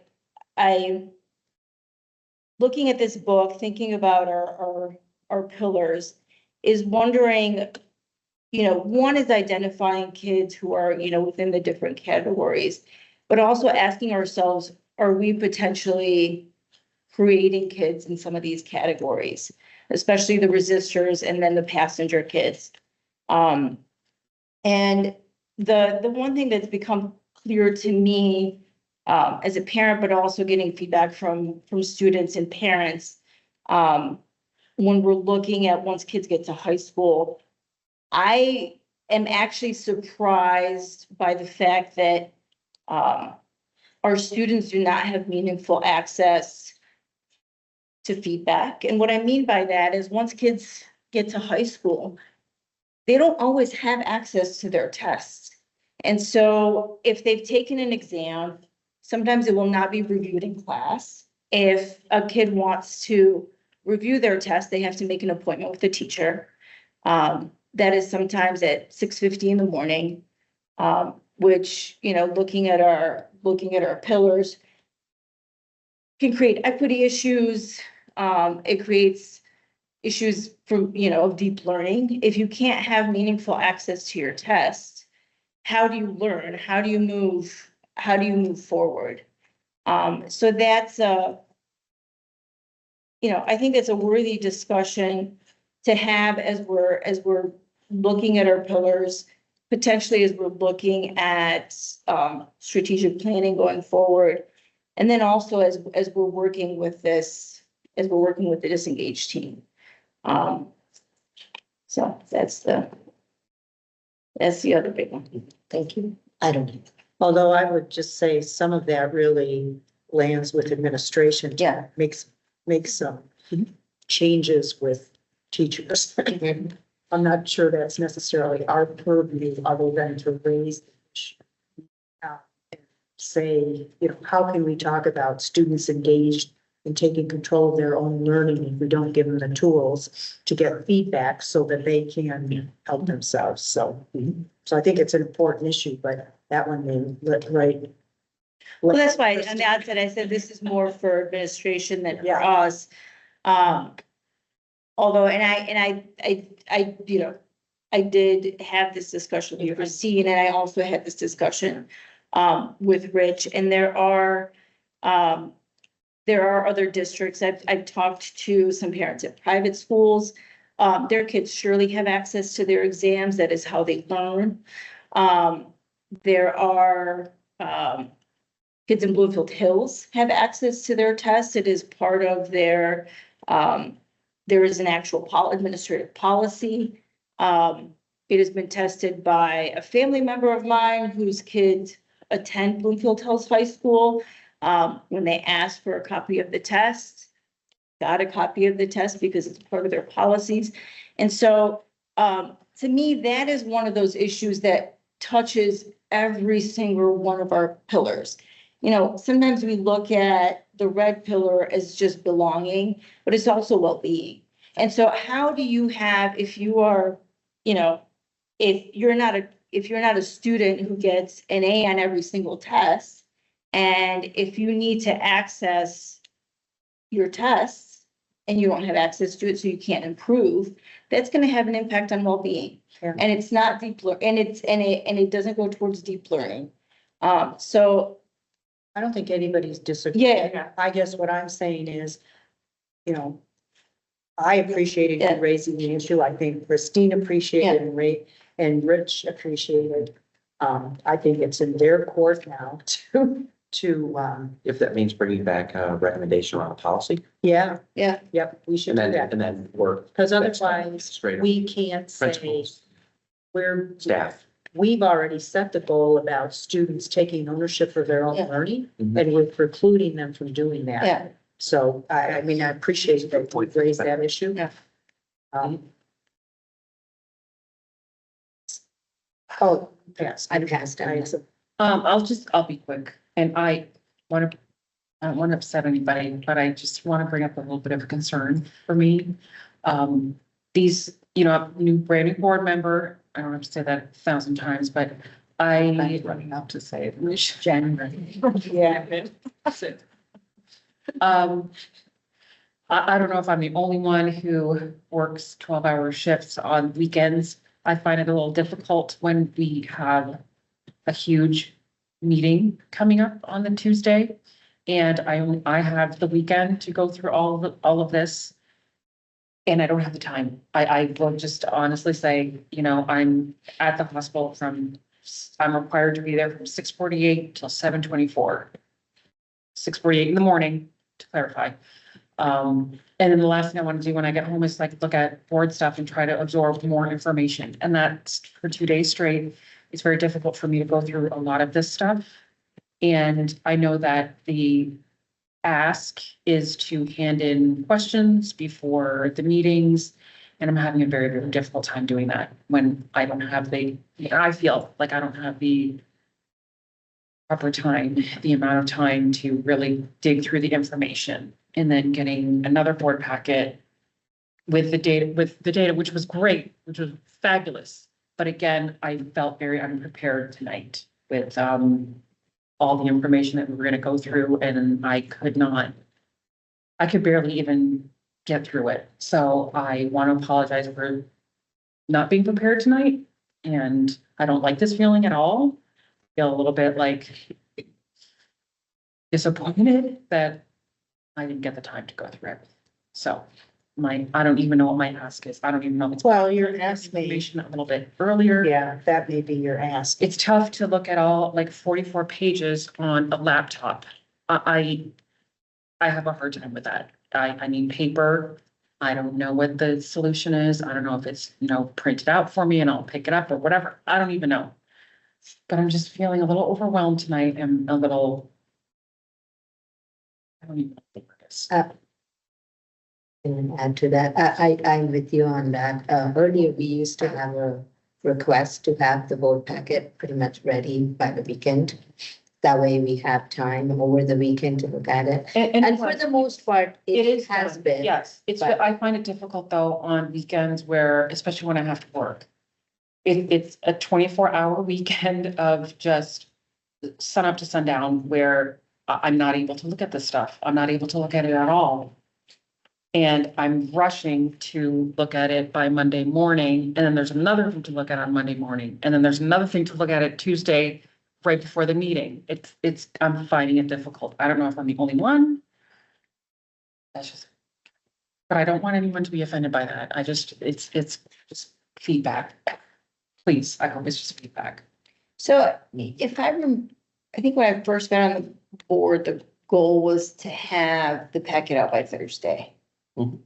And it seems like that might have shifted a little bit. And I know sometimes things are gonna, Yeah. or, you know, will be updated and all of that.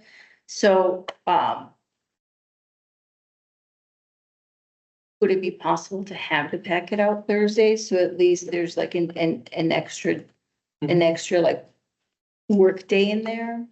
So that way, like Friday and Monday could be, So and I don't want anyone changing anything just because of me. I work every third weekend of the calendar. So it's just when there's a big meeting coming up and I get really overwhelmed with the amount of information that I have to go through over a weekend that I cannot get to. I will not get to it till sometime Monday. So I was gonna just very quickly bring this up, and I'm happy for anybody who wants to play with.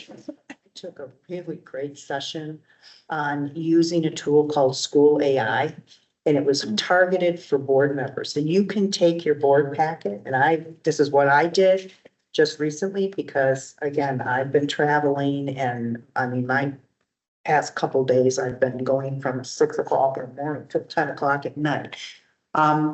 So you can put your board packet into School AI, which is free and it's confidential. So it isn't like, using Copilot or anything. So you're not training algorithms. You set up a free ID, and I tell you, it summarizes for you. And then you can ask questions like, I don't understand this. And it'll synthesize that. So I thought this It's was, an app or it's a free, you have to, you do it on your laptop, and it's School AI, and you have to set up an account. So, if anybody's interested in that at some point, I'm happy to district email working, because it is not working. But it's, to me, it was like, wow, what a time saver. You can put your financial data in. I didn't try with the financial data, but then you can query it. You can say, I am a board member. What are and when you tell it you're a board member with a School AI, it knows what you should be looking at, not getting into the weeds. And it will help you, synthesize. These are key points, and then you can dig deeper.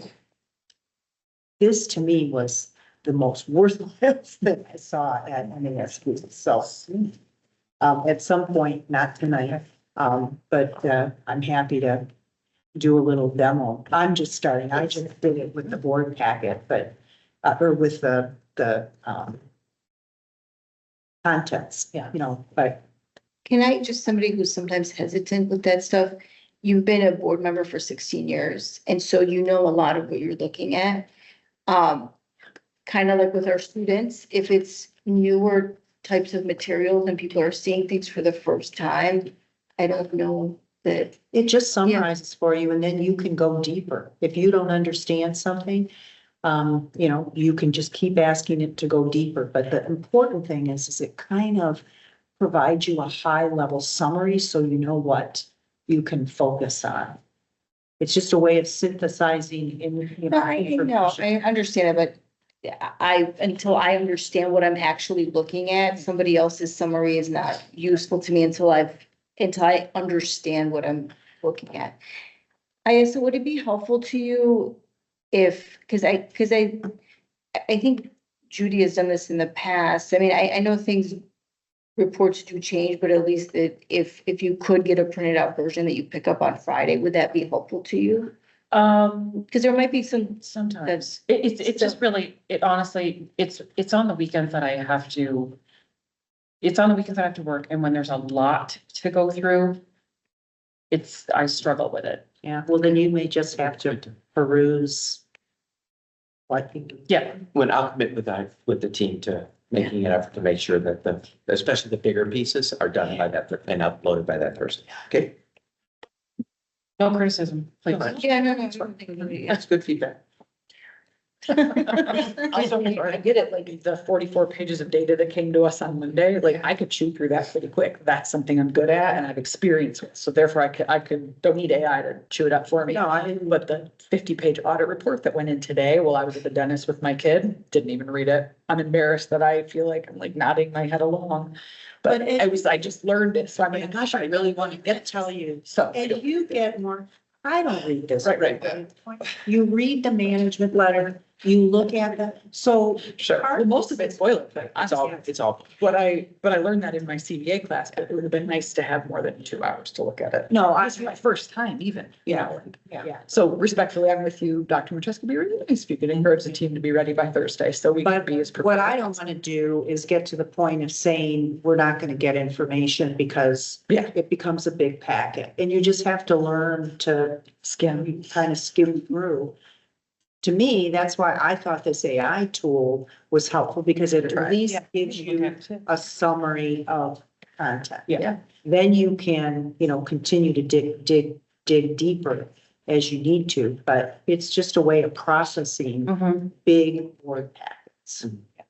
well, and these meetings are designed for you to ask questions too. I mean, the expectation should not be that you can only ask the questions that you provided in advance. That's absolutely not the case. It's just, any questions in advance are helpful to correct or to kind of guide the conversation, but by all means, if this is time to ask any questions that you have. So it's understood if there's a lot of heavy information that you don't get through, that's perfectly fine.